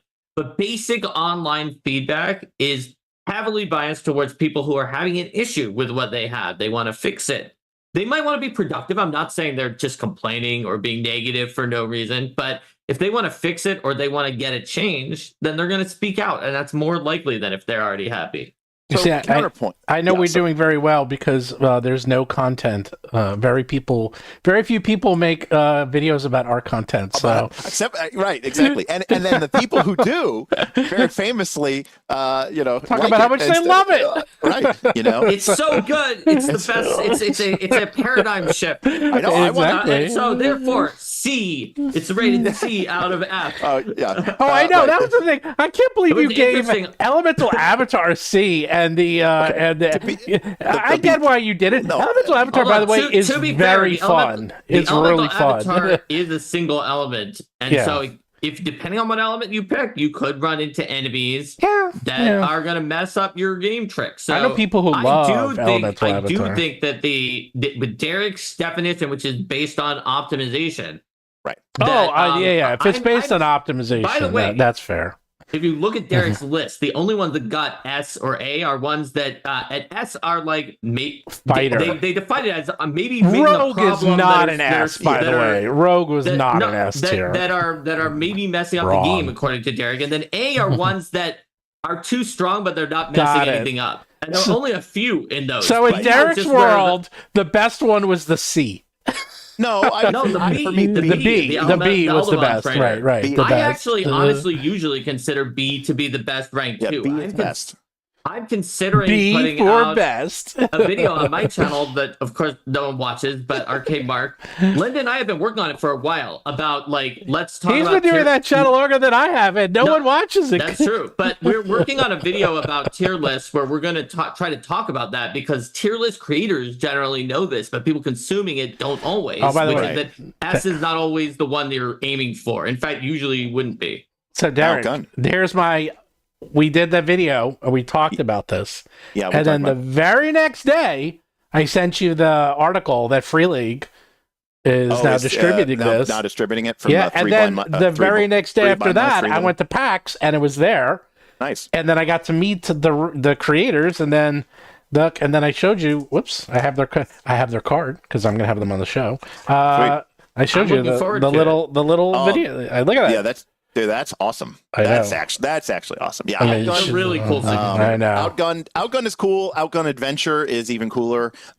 So I got Action Flicks. That's what I got. That's okay. Yeah, that one's good too. But yeah, I like the Adventure one. And it's the more Dossier. like, I got the Adventure because it kind of harkens back to their original release, which is called Broken Compass, that they can't release anymore because they got kind of screwed over by CMON apparently. But so they had to switch publishers and producers. I agree with you, Mark. That while I do think that, I mean, look, from selfishly as a player, I want to play at an A class tier. But the fact of the matter is that in my definition of the game, an A tier class is so powerful. It doesn't break the game, but it does start to step on people's toes, and it might lead to some bad feelings at the party. Maybe if you have somebody who's playing a C tier class, which is totally playable, functions completely fine, but the A class is like, man, you can kind of do everything I do, but maybe a little bit better. And I do consider S tier to be problematic. And to your point, Stephen, Rogue is not S tier. Clearly, you have never played a Rogue with gang up, opportunistic backstab, and preparation, because especially in the new remaster, the new remaster, that new gang up is just gone.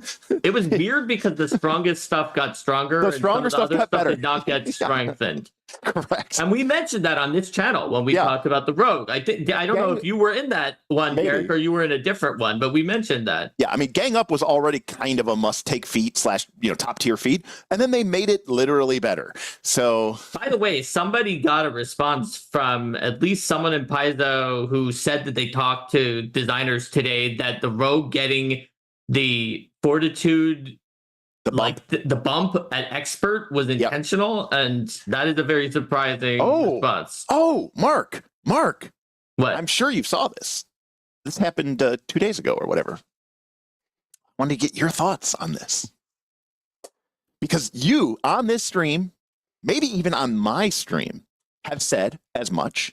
You said the reason we didn't give item bonus weapons to spell attacks is because of the existence of True Strike. Now that is not what I said. Okay.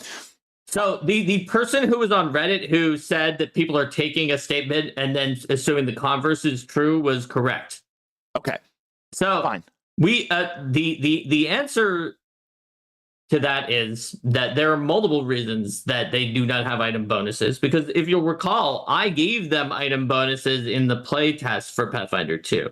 Sure. I put in these like spell duelist ones that had item bonuses. Right. So I've been on your show. I've been on multiple places quoted saying, look, if you want to move the spell attack modifier so it's not coming at the same rate as spell DC, and instead goes up at 5 sooner than spell DC does, and then 13, and then not to legendary.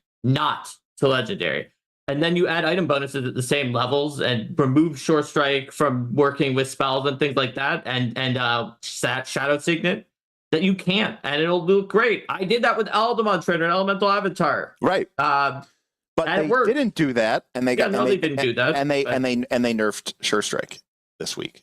Yeah, well, I mean, honestly, whether they did that or not, like Short Strike on things like Spell Strike or Elemental Avatar attack rolls could be an issue. I put a sidebar for the Elemental Avatar that was like, you're going to notice that Short Strike sure is pretty brutal on some of these powers if you manage to combo it. It's not more so than Amicus using their best possible Spell Strike. But you'll want to take that into account. Do whatever you do for Magi, whether that's allowing it or house ruling it. I put a sidebar into because we were very careful. We wanted to make sure that the book was fun for Aldemon. It had good blasting, but that it was not overpowered. So honestly, I'm happy that you gave it a C and a B, Derek, because if we had a situation where like only one or two classes were an S, only like one or two classes were an A, but this third-party class was up there, then it would probably make people think the third-party class was not well balanced if it was well above where like 90% of the Paizo classes were sitting. Right. And to be fair too, I mean, I made the caveat, obviously we have not gotten, dozens or hundreds of reps with those classes. So, it's kind of a speculative pick. We did. And it and the classes that you're putting higher sometimes, like Fighter, sure did outperform they did. Like, people were like, this is a lot of damage. It Fighter really looks cool. Fighter it feels outperforms. awesome because I just critted for 80 at a pretty low level. Fighter is so strong. it feels super powerful. And then they'd be like, yeah, but we did the math and the fighters still did more damage in that fight. Right. It just didn't look like they did, but they did. But Stephen, are you aware of the errata from Pathfinder 2 this week? I didn't. I saw people going crazy because Sure Strike now has a 10-minute cooldown. That a big deal. What's so bad about that? That sounds like well, no, some people were playing meta builds where they loaded up on like 20 Sure Strikes, 10, some high number, and then used it every round. Sure Strike. That's called broken. So, people are kind of upset about that. Now, one thing is that Livewire, which was obviously wrong, got changed and nobody minded. I think people would have minded less about Interradiance turns if it was actually fixed immediately. If it was fixed immediately after I flagged it, but instead it took years to fix, and some people were like, well, we know Mark said he flagged it like on day one, but then they didn't do it for 3 years. So maybe that means they decide to unflag it. Yeah. To be clear, I agree with Whipplestein. It is not a spellcaster nerf. Nope. Very few people are actually casting spell attacks anyways. It's really a nerf against like the Maguses and like, arcane art, people like that have these like big. They have this combo that they're going to do. Well, it's because when you invest that many actions and you're like, really predicated on like, look, my class is cool when I hit or when I crit. And so you're fine investing additional resources to make sure that happens, because if you don't happen and you miss, it is just this big like womp womp womp womp womp moment. So of course, if the game has a best way to drastically boost your expectations on your big strong thing, of course people are gonna like to do that way. But I'd say Steven said it's broken, and some people online have said it's abusive. Why were people doing that? I say, of course they were doing that when it was allowed, because that was their big move. The thing that I've learned from 3rd edition onward is that given an opportunity to increase their attack bonus, people will take that opportunity, because people like to hit. I mean, that not only is it more fun, it also is more effective. So it shouldn't be a surprise to anybody. That's why one of the game philosophies that I had for going into PF2, and that the design team adopted, but it wasn't like a sure thing at the beginning, was that things that were increasing your attack bonus needed to be something you got automatically. Yeah. And not an optional benefit, because there was a stage where there was one proposal where like the fighters where there were no class features, everything was things you could select, and the fighters bonuses to accuracy was just one of the things you could select. And I was like, great. So that's secretly just the best option out of anything. And you could have new players who don't pick it because they take things that look exciting and then they're just worse. So having it so that you have to take the things that raise your accuracy and you can't take more of them, I think is really important for not crowding out the other options with kind of boring but powerful options. Tell me if you follow this logic. Paizo releases Pathfinder 2 Remaster. Paizo is very clear. This is not a new edition. All legacy content is legal. They release errata for Sure Strike. Can I still take True Strike?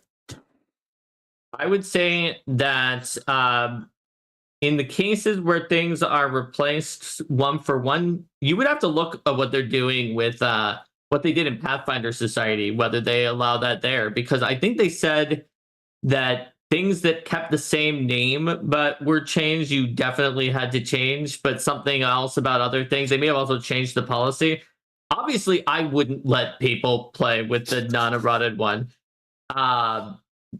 If I was going to use the errata on the one with the slightly different name that's otherwise would have been exactly the same, right? I don't know which errata that our group will use, right? I've already talked online about maybe you want to limit what types of things can be used with it or not. But our group generally just played with the original version because it was fun. It was very powerful, but it was fun, and we did it. And we have a lot of strict things with our GM, but that's not one of the ones that he has come down on yet. Awesome. Anyways, I did want to go over that with you. I thought that was kind of that was interesting. Any case, yes, he did. Yes, good D&D stream. Good D&D stream as we talk about Pathfinder. Well, listen, all roads lead to Pathfinder. No, I don't know. I still feel very disconnected from D&D, and nothing that they've done has felt like it's brought me back into the ecosystem. I mean, I'm tangentially interested in Project Sigil, but my expectation is that it's going to be such a walled garden and so inextricably tied to D&D Beyond that it's going to feel inaccessible to me. I mean, the biggest problem. Even is saying that it looks great, though, right? It look great. It looks but, great. You know, I'm dealing with this issue right now, and I get it. And this is how crazy I am. Let me describe to you how crazy I am. And the sad thing is, I know that this wouldn't work because it's not even enough money. I hate playing games online, and I want, but I need to, and I want to. I need to because I want to play with my patrons, and I want to play with stuff like this. But I am very aware of the fact that when you're going up against an ecosystem where everybody wants to play, you know, D&D 5e, and you want to play this other game, it's just this extra burden. It's this extra momentum, inertia that you have to overcome. And even right now, I'm about to start a couple of Torchbearer 2nd edition campaigns for my patrons. Very excited about it. But there is no Foundry module for it. There's one that was half written and published to Git that was unofficial, and it's like 5 versions out of date from Foundry. So there's no Foundry module. There's no Alchemy module. You know, there's none of this peripheral support in the VTT space, or, you know, sure, there might have been a handful of third-party products made, which is great. But like when you're trying to put a game together, and when you're trying to find the group together, and suddenly it's like, hey, here's this game that everybody's playing. Also, it's got a ton of support, and there's a million different assets for it, and you could just, you know, do all this stuff. You're like, yeah, I'm just gonna play the game that's easy to play, and that has the fewest barriers to entry, that has the fewest hurdles to overcome. And what I was saying, how crazy I am, is I was like, I wonder if I offered somebody like $5,000, would they like take that, or would they take that old version of Foundry and like update the JavaScript and like build me a new Foundry module for it? Yeah, because they'll do it for 1,000 actually. Yeah, so I you don't need to do 5,000. You do 1,000. Someone will do that. Email me. Okay? Oh, I already know. Yeah, I know who would do that, because I'm willing to pay thousands of dollars to get things done. It's actually not even that hard, but yeah. It is for me, and I'm a programmer in theory. I mean, I have a comp sci degree, but I just can't stand writing in JavaScript. And also, quite frankly, I don't want to fucking code to play my game. But I also am very frustrated by the fact that like there are things that I can do at a table that I can't do in a VTT, especially when the module or whatever is sucks. And that's one of the reasons why I was really excited about, you know, because I always wanted to play RPGs in TTS, right? Tabletop Simulator, because I just want a table. I want to be able to like pick up little coins and put them in front of a player's area, you know? That's what I want out of a TTS, you know? And so, yeah, it's crazy. Derek, somebody posted in our VTT channel a module that somebody wrote that's called like Good Cards. It might be a premium module, so it might actually cost like $5 or something. But apparently it does cards really, really well. And I've just been so busy, I haven't had a chance to check it out. But somebody did say if you go to the VTT channel, it's pretty interesting. Anyways, Zebib says RPG Bot had a series of RPGs that aren't D&D Pathfinder, and the amount of ones that don't have legally digital ways to play, etc., is very high. And so, yeah, that's just very frustrating to me. And so when I think about the future of D&D, it's like, yeah, they don't even need to release products. They just need to build up the walls of their garden. You know, that's true. No, actually, that is so true. I can't even. Mark and I was talking about this subject. I think it was today or yesterday, because I was listening to a podcast where they were saying like Tales of the Valiant. People wanted to play it, but then they realized, oh, there's no digital tools. Oh well, and then they decided not to play it. It's like Steven was just telling me about this. Yeah, that everyone wants their digital tools to make things easier, just so that they don't have to spend as much of their time doing certain things because they're busy, and that's just ultimately like the key thing that you need to remember about RPG players. You know, some people are like, why aren't you playing this RPG? You know, it wouldn't be that hard for you. Can you not understand it? It's like, no. Most RPG players are very smart, but very busy. And so they want something that will help make it easier, not because they couldn't have done it without that, but because of the fact that it saves them time and that they do not have to spend on things that they don't enjoy. Yeah, I agree. And I think you're absolutely right. Like, I mean, you guys are pretty good about this. So, but like, I think like today, like there's so many people where it's like, hey, I'm releasing this book. And you're like, okay, cool. And you're like, yeah. And there's going to be a PDF. And they're like, great. And they're like, is there a Foundry compendium? You know, like, can I get these art assets into Foundry? You know, can I is it available on Roll20 Marketplace or whatever? How dare you say we're pretty good? Sir, we are the best at it. We give everything digital and make it as easy as possible for you. Well, and that's what I'm saying. I mean, obviously I like your stuff, but the only third-party monsters I've ever used in Pathfinder 2nd Edition have been yours, because I could just drag the skeletal dragon, whatever from the compendium, and drop it into the monster, and it was like, oh, and there's a token, and there's art, and it's fully ready to go. You know.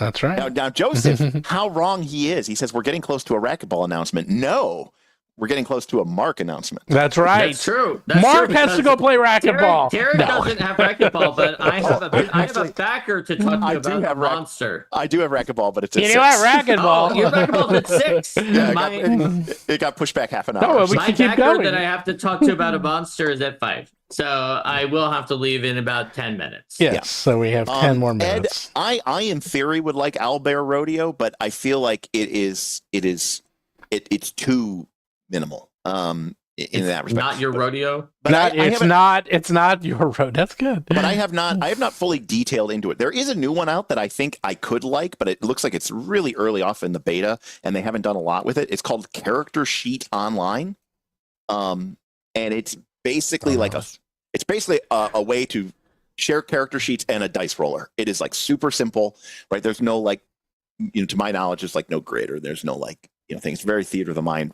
oriented, but anyways, I'm interested to see what they can do with that one.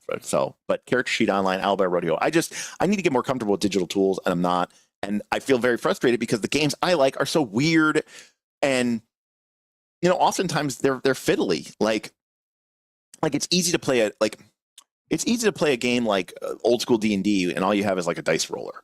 But like, imagine trying to play Free Market, right? Like, well, Free Market, you need these decks of cards, and there's these little tokens and all these different things that you need to track. And, you can't expect people to have these decks of cards. So, at their home. So I find it to just be very frustrating for me to try to play online. And as the Foundries and the Roll20s push more and more towards these like hyper automated, areas where you have these very distinct systems that, this does everything for you. And I'm like, I don't want that. I just want a. You are in the vast minority, my friend. I know. Because I even got but criticized because you got yelled at. No, it was criticized. It wasn't. It was online, so there's not really. It was definitely yelling. Does Mark know what I'm about to say? I'm guessing that it's just about not having everything for every VTT, because some of the times they have to do it for you. What was it? So in Foundry, we have automation. So one of the big things about Foundry is that there's a lot of automation in Foundry, and that's what a lot of our products, we're doing better with automation. Actually, we put as much automation as humanly possible. Is this going to be about Battlezoo Bestiary monster parts? Correct. That's correct. And this is because Foundry can't do that yet. Correct. But I thought about it, and I actually think I figured out a way to get monster parts automated. I came up with the solution, because then I approached it differently. I approached it as a software solution, which is what I do in my day job, and I do this all the time. So I'm like, wait, I'm approaching this in the wrong way, and I figured it out in like 5 minutes, like how to do this. So I was like, okay. But this has been something that has bedeviled all of Foundry for years. I you figured fixed it in out. 5 minutes? Yes, because I approached it a different way. Like, it could have been done sooner. I know. Don't tell me about it. I'm an idiot. Well, you should tell. No, you should tell the greater the Ians. I know. Greater I will. Foundry, so they can do that for runes and other things too, because it's been a problem not just for monster parts, but for like all of the regular magic items. It basically is just.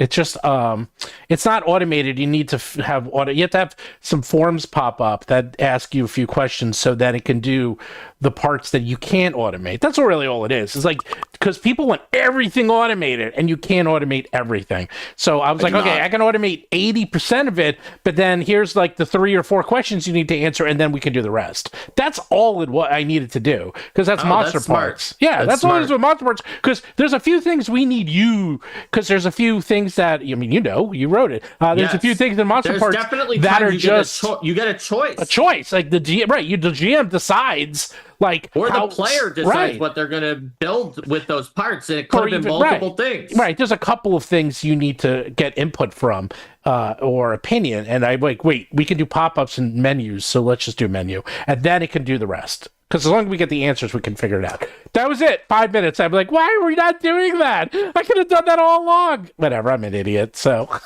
because I was just the forest in the trees, because I was so focused. Because the Ian. You were so focused on getting 100% automation, and I realized you can't do, but I could do 70% automation. The perfect was the enemy of the good all along. That's true.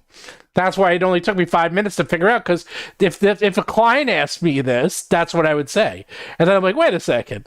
There you go. Part of it was the Lucy with the football thing, though, because the coders there were wanted many promises that the code base was going to be able to cover something similar to do it 100%. Also, the next update, the next update. Well, the Ians also, they like 100% automation. Of course, they like that, and I'm realizing it's not possible. I think it's good that they like that, because many of the fans like that too. I know, but you're right that in this case, 80% perfect is the enemy of the good. Yeah, but it's fine, because now once they're free, which will be never, because it's just, if you've been following, because we're just finishing up Titans, and they're like, off to Misfit Dragons, because it never ends, because we're always coding another module for Foundry, because we never stop releasing content. By the way, you gotta hook me up with somebody, because there's some things I need done. Okay, after this, I'll hook you up. So here's the thing, Derek, our new adventure. Ready. Which is Release the Kraken, where you must release a Kraken from jail. Because we can't do anything normal. Which is going to be a very funny, silly adventure, as I just read. There will be a new... I almost said Pokemon. A new Eldamon. There will not be any Pokemon. No Pokemon, but there's a brand new Eldamon in there. It's a different type than any of the ones you've seen. It's a rare Eldamon type. Eldamon. I need to do another Eldamon stream where I just deep dive into one of the elements, because that was so fun doing that. That was so much fun. I want you to do all of them. I'm like, it was so interesting. Even I'm like, I worked on this damn thing, and I thought it was. I'm like, this is. Hey, look, if Steven wants me to, Derek, I'll come on stream directly instead of just being in the chat. No, you can come on the stream. We can take a little time away. And give a break, so you can come on the stream. If you want to set it up, I would love to do that. Maybe just do one a month. You don't have to do it every week or every other week. No. Yeah, it's just a fun dive. Yeah, do one a month, and that will take you. That will take you a year and a half, anyhow, if you do one a month. So listen, you're talking to the guy who did 37 streams to cover everything. I love those. I watched all of them. Those are great. I was on one of those. That was on the last. I was on the level 10. That was the dinosaur fort. I know. That was we all rated dinosaur fort. Derek gave it an F. I gave it an S. Yes. I gave it an A on flavor, and it was like an F on utility, but it's an A on flavor. Yeah, I mean, that is just why that tier listings, it's important to know what people are rating it on. And because I wrote Dinosaur Fort, I know, as a joke. I know. I would have a serious issue with anything that gave it an A on power. Oh, it was an F. It was terrible. And we learned our lesson, because when we did all archetypes ranked, we had two separate ratings. One was that, okay, this is a mechanical archetype that is designed to allow you to do something in the game mechanically that doesn't otherwise easily exist. And the other one is more of a flavor archetype that's designed to just kind of, just add additional elements that may not be quote unquote directly, effective in the standard Pathfinder. In combat. In combat, they're out of combat stuff. Yeah. And but a great example of where that, that's why I don't want to say just combat, because very famously we gave the Dandy an A rating, but we put it in the flavor column. And then Jess was like, Jess will never let this go. No, she'll never let it go. Jess was on, and she's like, she put like a $5 tip in. She's like, I want to officially. I was there when that happened. Right. She's like, I want to appeal the rating.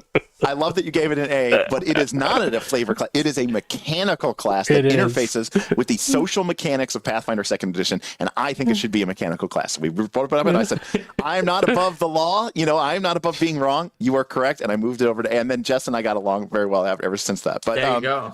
But yeah, she still brings that up. Oh, I know. Yeah, for sure. Well, it's just it's a great little moment there. So what we learned is that it's important to have multiple dimensions for some of these things. Absolutely, because the way that the people judge them and the way that people perceive them is, I think, very different. The video that Linda and I are going to put out, why it's taking so long, I'm going to try to propose like essentially a meta score of multiple facets where you can also opt out if you're like, this thing is clearly not even trying to be in that facet whatsoever. So it will just not be averaged when you come up with it. And here's the fun part. A B on power, which is very similar to your B's, Derek, in the definition, will give a 5 points on a meta score. A C gives a 4. An A gives a 3, because it's usually not right in your game. It's just a little bit above. A D gives a 2. An F gives 0, and an S gives -1. Ooh, because it's so broken. The F is the only one that harms the game. The F wastes spaces in your book. I have a better solution. The game. Why don't you rank it 5, 4, 3, 2, 1, 0? No, because it's jumping around in power level. No, I like your, because F's self-select to be removed because because they're not powerful enough or effective enough. S can be problematic. Yeah, no, that's why they're the -1, because they become the cane toad in Australia, where they eat out to devour everything else. Yeah, it's an invasive species, right? It is cane toad. Yes, Mark's brain goes in weird directions. I know. I know what he meant. So we both did. I'm like, the worst part is I knew exactly what he meant as soon as he said it. So yeah, I consider mechanics that have nothing to counter them, or that just do some weird thing that messes things up, to be like an invasive species to the ecosystem. Because I would completely agree with those scorings. Again, to the point where I would be very happy if the majority, obviously, and I have pointed this out to people who give me their ratings, and I go, if you end up with ratings that aren't somewhat normally distributed, you're showing an error in your bias. Also, if you have a book with all A and S, I've about this before. Sometimes it's like, and people are like, this book sucks. It had lots of things that were in B. This book was great. It was like almost all S, and the best was A. It's like, actually, the design was probably really bad in that second book. It's easy to make cool classes when you just make everything broken, right? If you hit almost all B and almost nothing else, that's God tier design. That is God tier. Like I said, let's say you did 20 classes, and 2 or 3 ended up at A. 2 or 3 or F4 ended up in C, and then the rest were in B. That's would be God tier. That would be like a home run in the World Series. You're one of the greatest game designers of all time if you did that. I completely agree with you. By the way, that was the best talk I've mentioned 100 times in the show. The best talk I ever saw was on Magic the Gathering. Richard, it probably wasn't Richard Garfield. It was probably Mark Rosewater. No, it was Richard Garfield. Oh, okay. And this was back when he did a big detail why Frozen Empires failed, because everything was C tier. And he realized you need to have S through F, because otherwise it's you can't have everything the same. It's to have highs and lows. So, but I'm gonna mess up your little overlay. All right, well. Oh, he left. Oh, he just straight up left. He just said goodbye. But look at this. I got it. Yeah, now you're Mark. You're Mark. I got you as Mark. All right, that works. Well, there we go. We can have a little bit longer, just like a bit longer. But I got to go too. I can't. I am now the director of game design. Yeah. Oh God, help us all. Help us all. Help us all. He's gonna have the most complex. He's like, you know what we need to do? We need to do free market version 2. Right, free market. Free market 2. Electric Boogaloo. Yes, but Kevin, you're right. The problem, Kevin, though, is, and generally speaking, if you give people what they want, it turns out that when you give people what they want, they end up getting bored and quit your game. I know it sounds crazy, but if you give players what they actually ask for, they typically end up. It's 100% true. Yeah, they become so disinterested. So yeah, no, it's like I've seen I won't even get it. I can do a million. There's a lot of talks on this. I read books about this. It's like, it's strange It's okay. I quoted from The Matrix, which was just on the other day. It's like the first. Remember, Agent Smith is like the first Matrix we made was a paradise. We gave everyone what they wanted. It was a disaster. Everyone died. Yeah. No one enjoyed it. Everyone hated it. We lost all of our crops. It's like people want suffering. They want adversary. But it's also like a situation where like a great example is like Puerto Rico is a board game, and it used to be the number one. This is back in the day. For a long time, that was the number one game. Yes, it was the number one game on Board Game Geek for a very long time, and we loved it, and we played it. We played a lot of it, and then very quickly, not very quickly, but over the course of several 3, 4, 5, 6 months of playing it fairly regularly, we discovered that this strategy kind of is very optimal. And, it ended up being that there was only like really 2 or 3 strategies that you could do. One of them was like a factory strategy where you produce a variety of goods. Another one's a captain shipping strategy where you get a bunch of markets and warehouses so that you can ship and sell goods and make a lot of points that way. And everything else was kind of like really subpart of that. And we were really like, oh, well, this is so great because we've figured out the game. And then you know what happened? We stopped playing it because we got so good at it and we kind of figured out how you beat it that it wasn't fun anymore. And so it became not a great game. That's why I never play standard in Magic because exactly that is. Because there's like 4 deck types. And that's true. That is true. But to be clear, it used to be different back in the day because it did take longer to figure out what the decks were. Back in the day, no one knew and everyone was, it was totally messed up. The advantage was that every 3 months or 4 months, a new set would come out standard, and that would shake up, that would be up. And part of the fun of standard used to be this kind of roller coaster ride, but where a new set got released, and now you got to figure out the new meta, and now you got to figure out how everything's working, and then you start to figure out the format. Then there's this like secondary reaction because now that the meta is set, now you can attack the meta. Right? No, you're right. You're right. You know that everybody's running these super heavy, dirtily control decks. You come in with this like really fast aggro deck that goes under the radar, and then you can get free wins off of these decks that aren't prepared to fight you. And so then you get into and then eventually, near the end of the format, it's degenerate. The best strategies have been figured out, and admittedly, it's usually what they consider, like a lame duck standard. Yep. And then a new set comes out, and it changes up everything again. I will say, problem. Sorry, I'm going to keep ranting. Yeah, the problem is when a new standard set would release, and it didn't really change anything. Yeah, like no. When it couldn't disrupt the existing strategies, if it didn't disrupt the meta, or worse, it made the best ones better, or it made the best ones. Oh, that was better, terrible.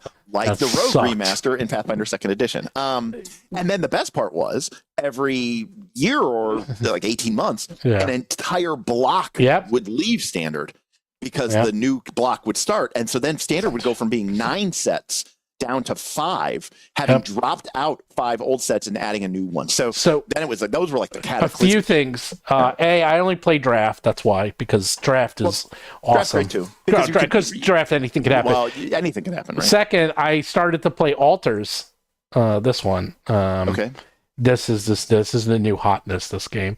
I don't even know what that is. It is. It did insane amounts on. It's really good. It's really fun. We can play online. LCG or a CCG? No, it's a collectible card game. But it's got the entire rule book is like 1 page long.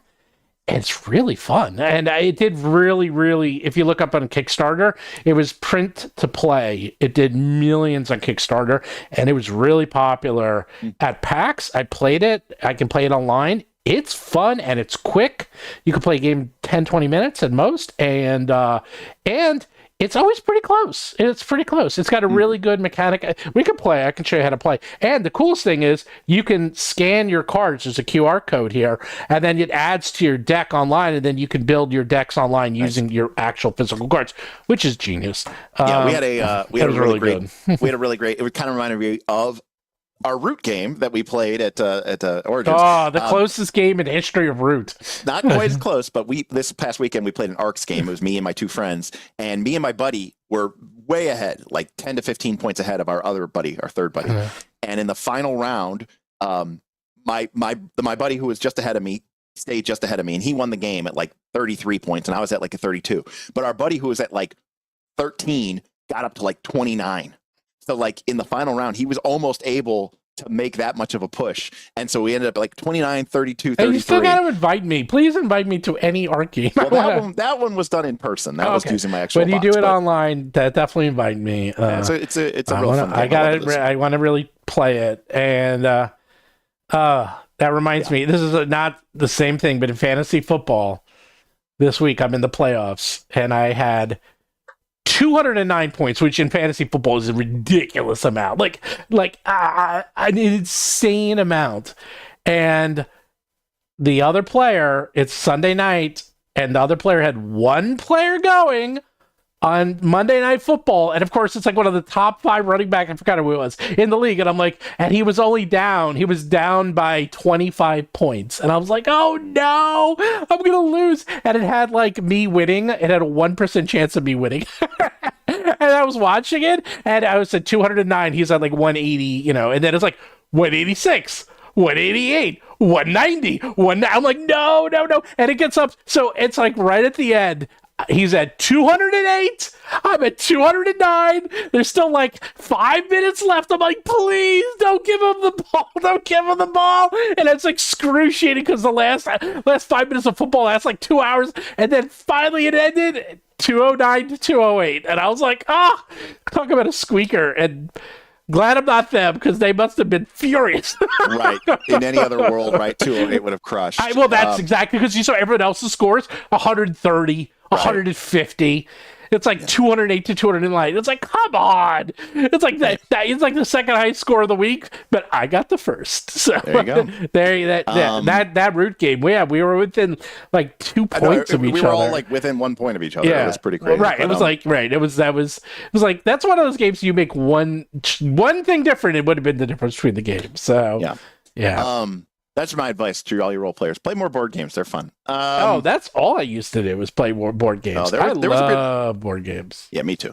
I mean, in some ways, I love them more than RPGs. I mean, RPGs. I am sacrilege. I like them more than RPGs. I'm not even going to say it. I'll tell you why. It's because you can play more of them quicker, and there's different variety. Yes.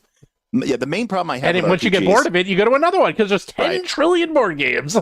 Right. The main problem I have with RPGs is that they take a long time. Huge commitment. And it's much easier to get people to play a board game. And then to your point too, if I buy a board game and I only play it like 10 times, and then there's another game that I want to play better, I don't feel bad about that purchase, and I feel totally fine about that. And then it's one and done for the most part. That's one of the reasons why I disliked the obsession that people had with legacy games. I don't actually really like legacy games, because like in a standard context, because I'm like, this is defeating the whole point of what makes a board game great. Let me I like, well, the one I want to play with you, Primal, because I like legacy games that have a legacy element, but it's not 100% required. Correct. So Oath is like that. Right? Because Oath remembers the game state and it changes it, but it's not like a story like Pandemic Legacy or if it's short. So like Primal, it's basically 10 fights, and you do improve your character, but the fights are really cool. So everyone's reviews are the same. It's like, just as you kind of like might quote get bored of it, it ends. So which is perfect. Like, I'm like, that's exactly what you want. It's like, okay, I played it 10, 12 times. I'm good, and I got to see all the cool stuff. And if I want, I can play more or not. I mean, my thought process on it is, and I know a lot of people have this very weird expectation, and I just don't. I'm like, okay, if I buy a board game, and let's say it's one of the more, modern expensive ones, it's like $60, $70, and I play it 10 times with a group of 4 people or 3 people, my cost basis per play is $7 per game at 70 at 10, and that's potentially $2, $2 per player to get 3 or 4 hours of play. I go, if I play that game 10 times and then never play it again in my life, I consider me to have gotten more than my money's worth out of it. There is almost no other form of it. I mean, a Magic the Gathering draft, it can cost $20. I was going to say, it's $20 a pop. Yeah, like it's crazy. So, I mean, board games to me, even if you don't get a ton of play out of them, are just remarkably insane value. And that's why like for role-playing games, it's like, I mean, I agree. They're very cost affordable. Now, when you start factoring in, I've bought 40 of these books, then suddenly at $50 a pop, and you're like, okay, I'm $2,000 into this. Now, granted, sometimes people play these games for a long, long, long time, and then you still get your dollar value. But there are games out there that people only play for 5 or 10 sessions, and you're like, man, my cost basis was $20 or $30 a session. Board games can be really, really affordable in that way. Well, keep in mind, I mean, I don't know about you. It's like nowadays when you can get a hamburger's $20. It's like I'm starting to realize, these games aren't so expensive after all. These games are not so expensive. Yeah, absolutely. Seriously. I went of all places. I got Subway for my roommate and I the other day, and I haven't been to Subway in a long time. So we got 2 foot long subs, and I grew up in the era. I went to college during $5 footlong. So, and it was like $5 footlong. That was such a good. I love. And I got two things and like 2 bags of chips. And it was like $26 or something with tax. And it's like, man, it's crazy. And then I think about I'm like, man, for 2 of those, I could get an RPG book. I could get a board game. And it's like that's just I know that's the problem. Is like these things are going up and. The board game prices, it's, don't get me started on that. I was just in Vegas, of course. A Monster Energy drink, a white Monster Energy drink was like $7.50. Oh yeah, well that's what the first thing my wife and I do whenever we go to restaurants. We look at how much a soda is, and that's our basis for how expensive everything is. It's like how much are they charging for a soda, and it's like if that's the basis of the rest of the. I think the real danger, not that I'm saying, trust me, of all the people who not complain about this, not do as I say and as I do, but I think the danger is that role playing books are also fun to collect and to own and to read, and I think that's a totally fine way to enjoy the hobby. By the way, it's the same way that I've known a lot of people personally, but even in the wider space, who play Games Workshop games, play 40K, and they never play. All they do is buy and paint and collect, and they like their little armies, and that's them enjoying the hobby. There's plenty of people who buy RPG books, pretty much knowing they're never going to play that game. But they enjoy reading it and they enjoy enjoying it. So I think that's another way where the RPG collection can get a little bit more expensive than a board game collection. It's very rare that someone buys a board game with no intention really of ever playing that it. Is so wrong. You think that's wrong? Oh, I know that's wrong. Have you seen all the memes of people who like there's so many memes on Board Game Geek of people who just shows how many board games they own and how many they played. It's the exact same issue. So I'm going to say that, and I now that you're saying it, I can believe it. I think that is going to be, because there is something that I have not done. Very rarely have I ever kickstarted board games. And I think kickstarting board games created this FOMO factor, and people started buying, and then they go, oh, wait, I can only ever get the collector's edition things if I get the maximum thing. So they end up spending $250 just because I want to lock it in just in case, because they probably won't do a second printing of this. And so then they end up doing that. I never went down the Kickstarter board game rabbit hole. The only board games that I've kickstarted have actually been recently, like Arcs and the Oath expansion and stuff like that. But as you say that, as I'm looking on my floor, and I have, I kid you not, like 8 board games on the floor of my room here, which were from Kickstarter, which I will never play because I have literally no one to play with. Yeah, so I've avoided the Kickstarter because, like, if I buy an RPG book on a Kickstarter, at least I could sit down and read it and enjoy it. That was my big thing at PAX. I didn't buy like pretty much anything because I was like, I have no one to play these with. I'm like, oh, I want that board game. No one will play with me. I'm like, I really had to fight it because I was like, I want it. I'm going to buy it. It's going to sit on my floor. I will never play it. And but online, that's becoming my new go-to. Is I've been playing a lot of board games online. Yeah, and I mean, I get it. Board Game Arena, whatever is cool, but that's what I'm on. Board Game Arena. DTS. Well, Board Game Arena, you can play turn-based. That's why. Terraforming Mars, Derek, is not crunchy. I don't think Terraforming Mars is crunchy at all. It can get pretty crunchy. You think so? I think Terraforming Mars to me is like the definition of a medium weight. You want to hear something funny? So, and then we'll wrap it up. So when I was in Europe, I do now have to get to rec. Yeah, I got to actually go too. So when I was in Europe, we sat down with some friends, my daughter's friends, her parents. And her parents were actually gamers, but gamers in the sense that they play like traditional games, like Mahjong, Monopoly, crap like that. All these RPG games, all those board games, I will happily throw them back in the trunk of my car if somebody wants to sit down and play euchre with me. Okay, so well, the point is, it was that they were saying, and we were talking about We were talking about not Pygo, Mahjong. And Mahjong actually can get pretty complex because if you don't know, the way Mahjong works is that they come out with new hands every year. There's an official Mahjong card. So Mahjong, you basically make hands, they're worth points, but to make the game interesting is they change the points every year and you get a card, so it's always different. It's kind of cool. And Mahjong's fun.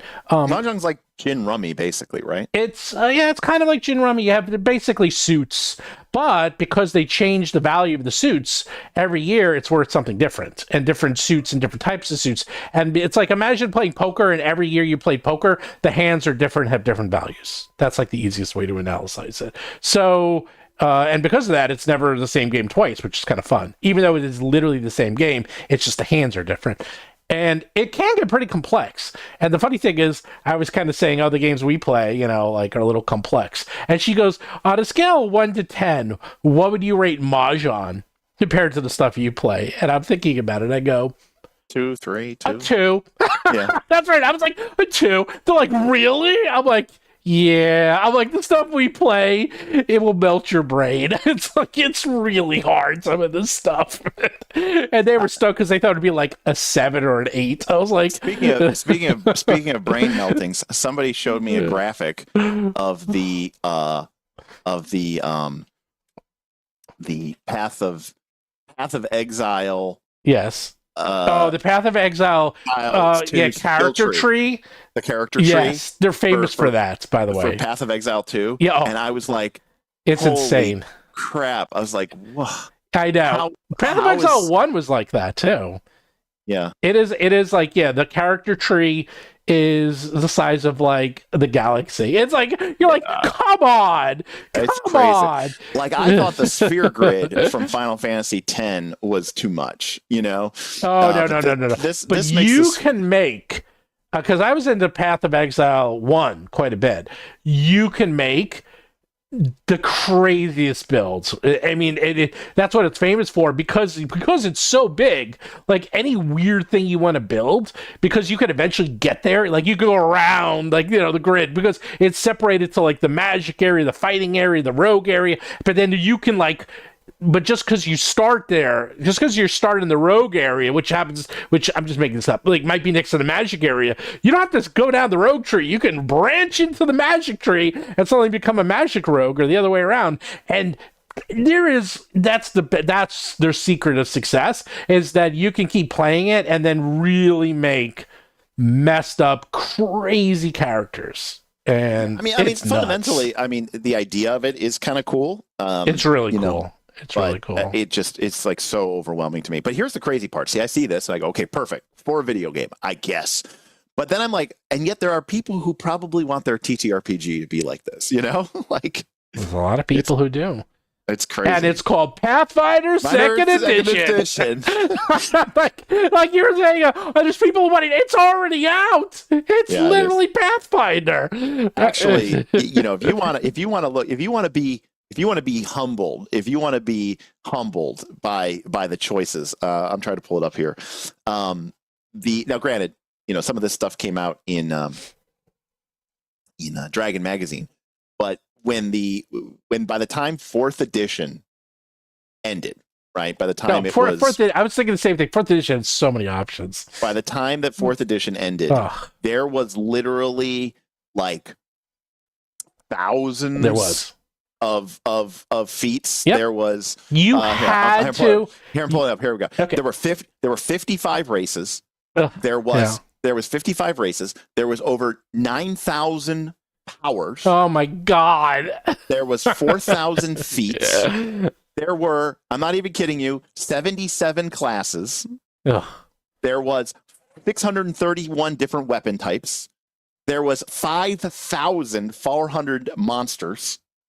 And there were 577 Paragon Paths. And yet people said, I hate D&D 4th edition. I'm like, dude, it was so good. Like, how much there was so much. I will say the one thing about 4th edition, because of what you just said, and this was way ahead of its time. You remember they had the online character builder? Yep. It was 1,000% impossible to build your character without that character builder. Agreed. It's like you couldn't do it. It was not even possible. we did, but we would have basically that was possible. But we basically had a rule, right? Which was that yes, Silverlight was rough. Yes, I agree. Derek's wrong. We had a rule. Basically, you got the book that the class came in. So let's say you want to be a barbarian, right? So the barbarian was in Player's Handbook 2. So you had Blip Player's Handbook 2, and then we would give you Primal Power, which was the Primal Power set, which had some additional barbarian options, and you would make your character out of those 2 books. You know, it was not a situation where you're going to have 75 books open and you're flipping through all of them. We would just keep it to the book that your class was in and the expansion for your class, you know, for your power source. So, you know, if you're a martial character, if you're like a ranger or a rogue, you got Player's Handbook 1, and then you got Martial Power 1 and 2, because they actually made 2 Martial Power classes books. But and that kept it under control. If you want to play online, or like if you wanted to have the whole gamut, you needed to have the character building. But it's crazy to me because the thing is, I get why people don't like 4th edition, and that's totally fine. But what's crazy to me about 4th edition is a lot of people are like, it's not D&D, you know, you can't do D&D stuff in it. And I go, it literally has the same exact skill check mechanism as 3rd edition and 5th edition and Pathfinder 2.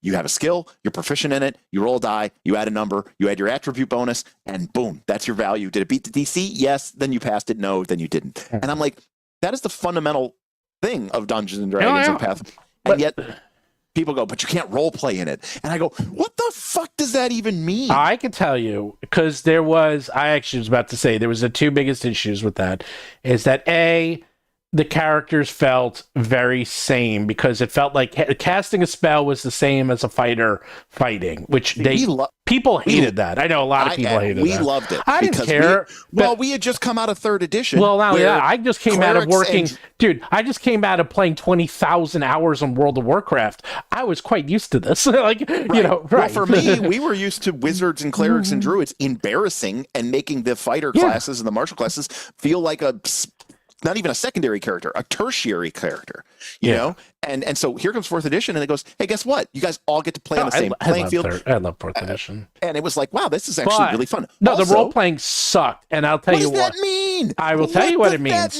I will tell you what it means, is that... It means nothing, by the way, is what it means. Wrong. It's because, for at least pre-published adventures, there was no mechanics. Like, the skill system, yes, people hate the skill system in some ways, but the skill system does allow bards and thieves and wizards to actually shine during the non-combat parts because they have these abilities.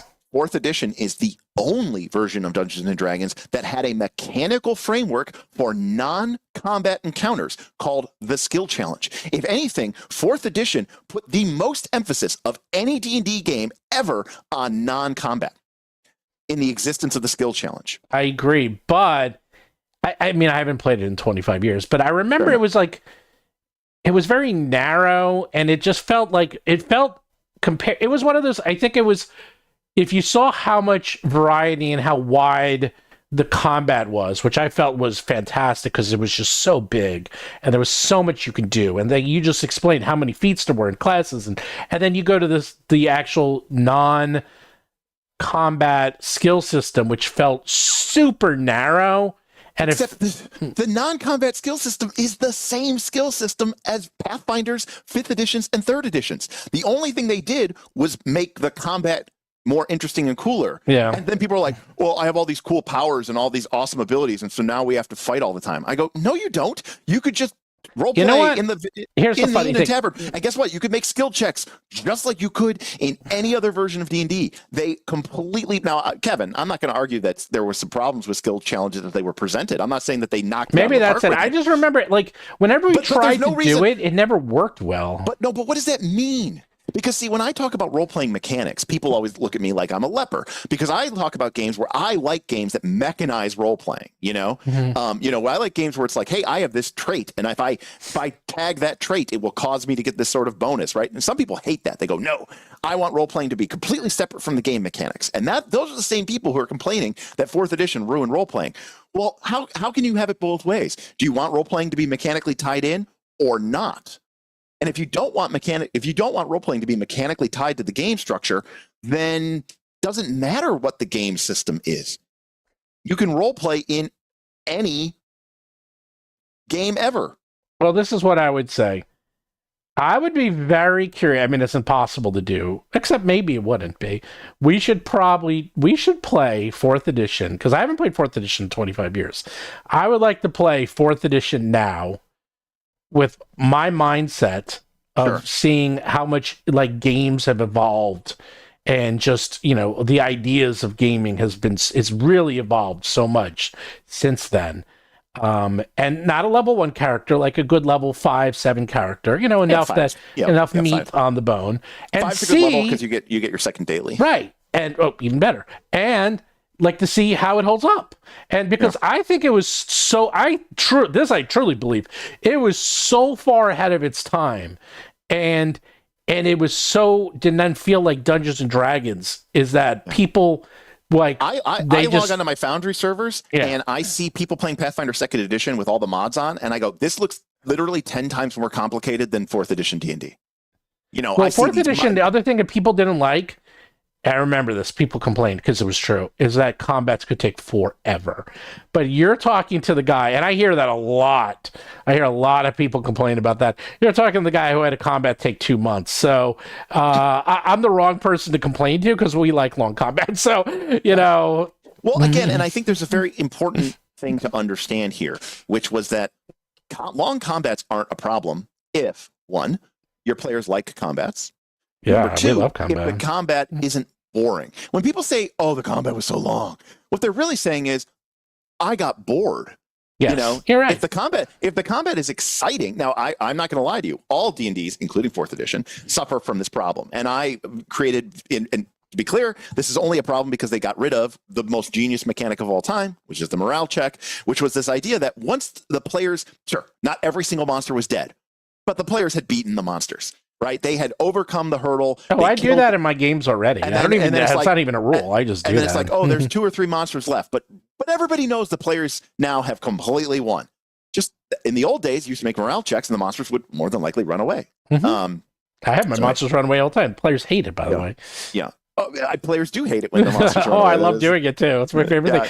But, and by the way, I will say 4th edition invented the single greatest piece of gaming ever, which no one's ever done, is the minion. The minion. I love the minion. Well, not just the minion, but the elite and the solo were very good as well. Yes, and you know, and to minions were great. You know, and to Kevin's point about them modeling it after MMOs. Well, number one, MMOs were modeled after 100% true. But MMOs were modeled after D&D. The idea of the defender, the tank, came from D&D. It came from the fighter class. It came from the paladin class. As someone who worked on that World of Warcraft, I can tell you for a fact, it was modeled after that. People talk about Pathfinder 2nd Edition, which very clearly was not modeled on MMOs, but yet they'll say, "Yeah, I'm a tank build," or they'll say, "I'm a DPS build." So, does that mean that Pathfinder 2nd Edition is an MMO hack? No, it's just that's the way people talk about their characters. As I do AoEs, I often support the party. I am the tank and take a lot of damage and have a high armor class. I do a shitload of damage. People want class roles, and not only that, people want to know what their role is. Yeah, I will get into that. That's like psychology 101. Like we're talking about, that's life. I completely agree people with you. And in fact, want to have roles. There's a lot of times where you sit down and you go, and I've made this criticism of certain Pathfinder 2 classes where I go, what is this class supposed to be doing? Right. And that's what the freaking military is based off of. Like that is like what life is based off, is roles. And that's also why I think as a GM, the monster roles were particularly useful. Yeah, because I love the monster those. role said, this is this creature's job in the combat. And you know what still has roles? When you build a monster in Pathfinder 2nd Edition. It's hidden. They don't put it. It's not hidden. For me, I have it right on my builder. But they don't have it in the books, in the Bestiary books, like to say it. But when you go to the builder, there's the bruiser. The builder. There's I know. There's the skill, the magic damage dealer, the soldier. Templates. You have the templates, and then use the templates. Right. That's part of. That's also why the monsters in Pathfinder are so good. It's because you might not realize it, but the monsters are templated for those types of roles. Pathfinder 2 is 4th edition D&D. They just filed away the serial numbers that made people feel like, oh, it's an MMO. You know what? And I hate to say it, you're kind of right. Yeah. I didn't think about that, but you're kind of right. It is. And by the way, I mean, people are like, oh, daily powers were stupid. Guess what? don't look at your Pathfinder 2 book and look at how many spells and or abilities. There's so many. Right. I was just thinking that. Okay, fine. They're just not called. They're not just like siloed. Daily powers are fine. But what I really had a problem with was these encounter powers. Oh, you mean focus spells or things that are you can only do once every 10 minutes? 10 minutes? Oh, wow. Those are called encounter powers. Those are literally encounter powers. Literally, because the encounter power was every 10 minutes. Right. Well, okay, but also, Stu, at will. Come on, this is ridiculous. What, spellcasters can just cast their magic at will? Cantrip. Yeah, they're called cantrip.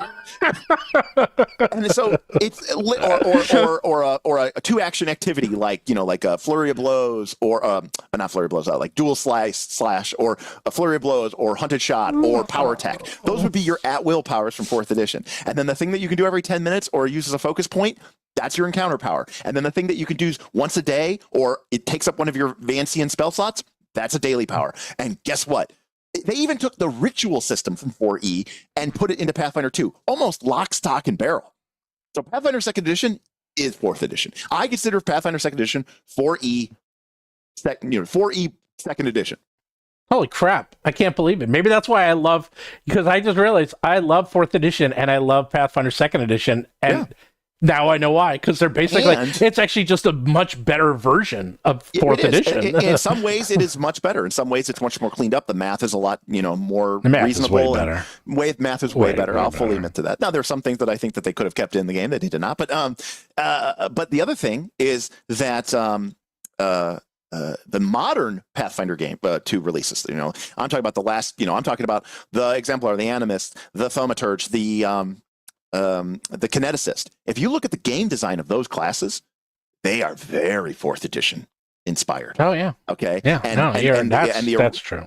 And the original classes, I will admit, kind of heave a little bit closer to sort of that 3E trad era PF1. Oh. But like as they've come out with more classes and they felt a little bit more like free to expand. Like I'll give you some great examples. I've talked about this before. The Kineticist blasts people with accurate ranged attacks using their Constitution score. The Thaumaturge can look up lore for people using their charisma. This type of thing is something that if you played 4th edition D&D seems very sensible. Like there was a class called the Warden that was basically a con class. The spell mage, the sword mage was a Gish defender who attacked using their intelligence score. And at the time, people were like, that's so gamist. And well, now that Pathfinder 2 is doing the same thing with things like esoteric lore, things like the Kineticist, et cetera, et cetera. And you're going to keep seeing this more and more and more and more. So Warden was heavily underrated. People love the Warden. No, I don't think it's underrated. People love it. I still see people complaining and wishing the Warden was in... I think Warden is one of the coolest classes of all time. I mean, it's up people still ask for that in 5th edition. I still see it all the time. It's up there with the Warlord as being one of the coolest classes of all time. Anything that starts with a W is a cool class. That's actually kind of true, although the Wizard was kind of so-so. But what about the Witch, the Warlock, the Wizard, the Warden? Oh, they had a Warlock in 4th edition. I know. Yeah, which was another cool class. But anyways, my point is, it's I think a lot of people have just a knee-jerk reaction to the edition. They've been, they've listened to the propaganda. They've listened to silly talking heads that don't know what they are talking about because they never actually even played the game. They just dismissed it as, it's a video game. This is not my Dungeons and Dragons. They were very like NIMBY about this D&D edition because it came out because it was. I honestly agree with Derek Rawlings. It was way ahead of its time and people weren't ready for it. And I think people shoehorn it into this combat sim RPG, but that's like saying Pathfinder 2nd edition is a combat sim RPG, and it can be. And maybe the combat rules are really good, and maybe you have a lot of feats that are very fun to use in combat. But that means that you could. That doesn't mean you only can do combat in Pathfinder 2nd edition. You can do plenty of other things in Pathfinder 2nd edition, like use your skills or role play and talk in character and interact with the environment. All of these things are totally feasible. And the fact that the combat system is very robust and deep doesn't prevent you from doing any of those other things. So that's my rant. Thank you. That's your TED Talk. That's my TED Talk. Welcome to my TED Talk. So, all right, now I'm gonna let you go because even 2.5 hours. Well, is normally I play Racquetball at 5:30 and I have to leave at 5. Now I'm playing Racquetball at 6. I have to leave now. So there we go. There you go. And let me know when is your painting done so we can start playing some Primal. Yeah. So the painting's done. They're done. But my whole house is like a complete mess and I have to kind of zip it up. But reminder for folks, tomorrow we are going to be doing our Pathfinder 2nd edition high level, remastered, all classes re-ranked final episode. So we're going to be kind of talking about the high level of the play. And again, not a lot of people have a lot of experience with high level Pathfinder 2 play. The people I am having on for my Pathfinder or from my Patreon, people who've played Northern Reaches Season 1, Season 2, and Sobe, they are probably among the people who played the most high level. 19th level right now. All right, well then, but how many different groups and how many different things have you played at 19th level? These are people who've played with like 50 plus PCs at that level. And so, Jonas, 7 p.m. on my channel, Knights of Last Call, and we're gonna have a couple extra guests on because we have a couple people who can come on. So I think we're gonna have 3 patrons on. So Karama's gonna be there. Karama, who writes for RPG Bot and stuff like that. people who know what they're talking about. If you think I don't know what I'm talking about, that's fine. But these people definitely do. That's pretty funny. And we'll also be sort of kind of putting a bookend on like the whole class, not just talking. We'll talk about the high level for sure, but also sort of like, okay, end to end, what's our. I will say the cool thing about because we're up at the 18th, 19th level, the things they fight are literally like demigods. Like they're fighting like it's kind of crazy at this level. Like everything's a boss. It feels like Dark Souls. It's like holy crap. Like they're fighting the end boss is everything. There's no just like random goblin at this level. Like everything is like, I am a destroyer angel. Everything. But it's actually pretty cool. I was like, well, that's actually pretty fun. Like they are fighting the leaders of they're fighting like archdemons and these really insanely powerful creatures. I remember. It's ridiculous. In Pathfinder or 4th edition D&D, the standard math was that you had one monster for each player character that was the same level. So if you had, 4 level 27 PCs or 5 level 27 PCs, you had 5 level 27 monsters. Okay. That was the standard math. And I remember this fight high level and I was like looking in the book and I was like, oh my God. All right. I'm like, I was like, pit fiend, like, Gelugon, like it was like monsters that you just normally think of as being like the pinnacle, the big boss of a campaign. And I'm like, yeah, you guys are fighting 5 of them, like you're fighting 5 arc devils in this encounter. And this is a standard encounter, this is a normal encounter. You should be able to fight 5 of these a day. What is fascinating, because when they keep fighting these monsters, they can't brute force past them. It's like this in Pathfinder 5e.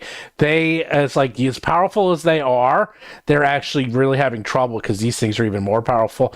They do have to come up with really creative solutions in these fights. I'll say this before, I'll say this again. The best RPG combats. I mean, this is kind of true of anything in an RPG, but in an RPG combat, the best encounters are the ones that are very tough, unless the PCs can figure out the trick or the edge to the encounter. And then if they figure out the edge, it goes from being extremely tough to totally winnable. And that the reason that you're having an easy to go of it is because you figured out the thing. And that could be a variety of different. I mean, at low levels, it might just be like, oh, this thing is vulnerable to fire, so we all use a bunch of different fire attacks, and then we'll all attack it. And now, if we just try to brute force it, this is going to be really painful for us. Well, they were fighting. Then it's easy. They were level 18. They were fighting a creature that was level 23. That would hit on a 2. Yep. And it was doing like 90 points of damage on them. And they realized, and they hit it once, and they did like 10 points of damage. And they realized this thing has like 400 hit points. And this was like round 1, and they're all half dead. And they went, holy crap, we are going to die. And they basically took a chance to unsummon it because it was from another plane, and it worked. And so then it just disappeared. So, and they still they've been talking about that for a couple sessions, and they're like, well, yeah, because they feel like we, meaning the players, beat it, not our PCs mathed it to death. Right. When your PCs math something to death, there's a certain amount of pleasure that comes from that because you're like, yeah, I built my PC to be kind of a badass. Yeah. But it's much more satisfying when the player feels like, wow, I was involved in that, and my input and my decision making really made the difference. It's a big part of the reason why I love the module. Every modifier matters, and you say like, hey, because we flanked it and because you put that debuff on it, we just turned that would have totally been a hit, but now with 5 extra points of benefit, we crit.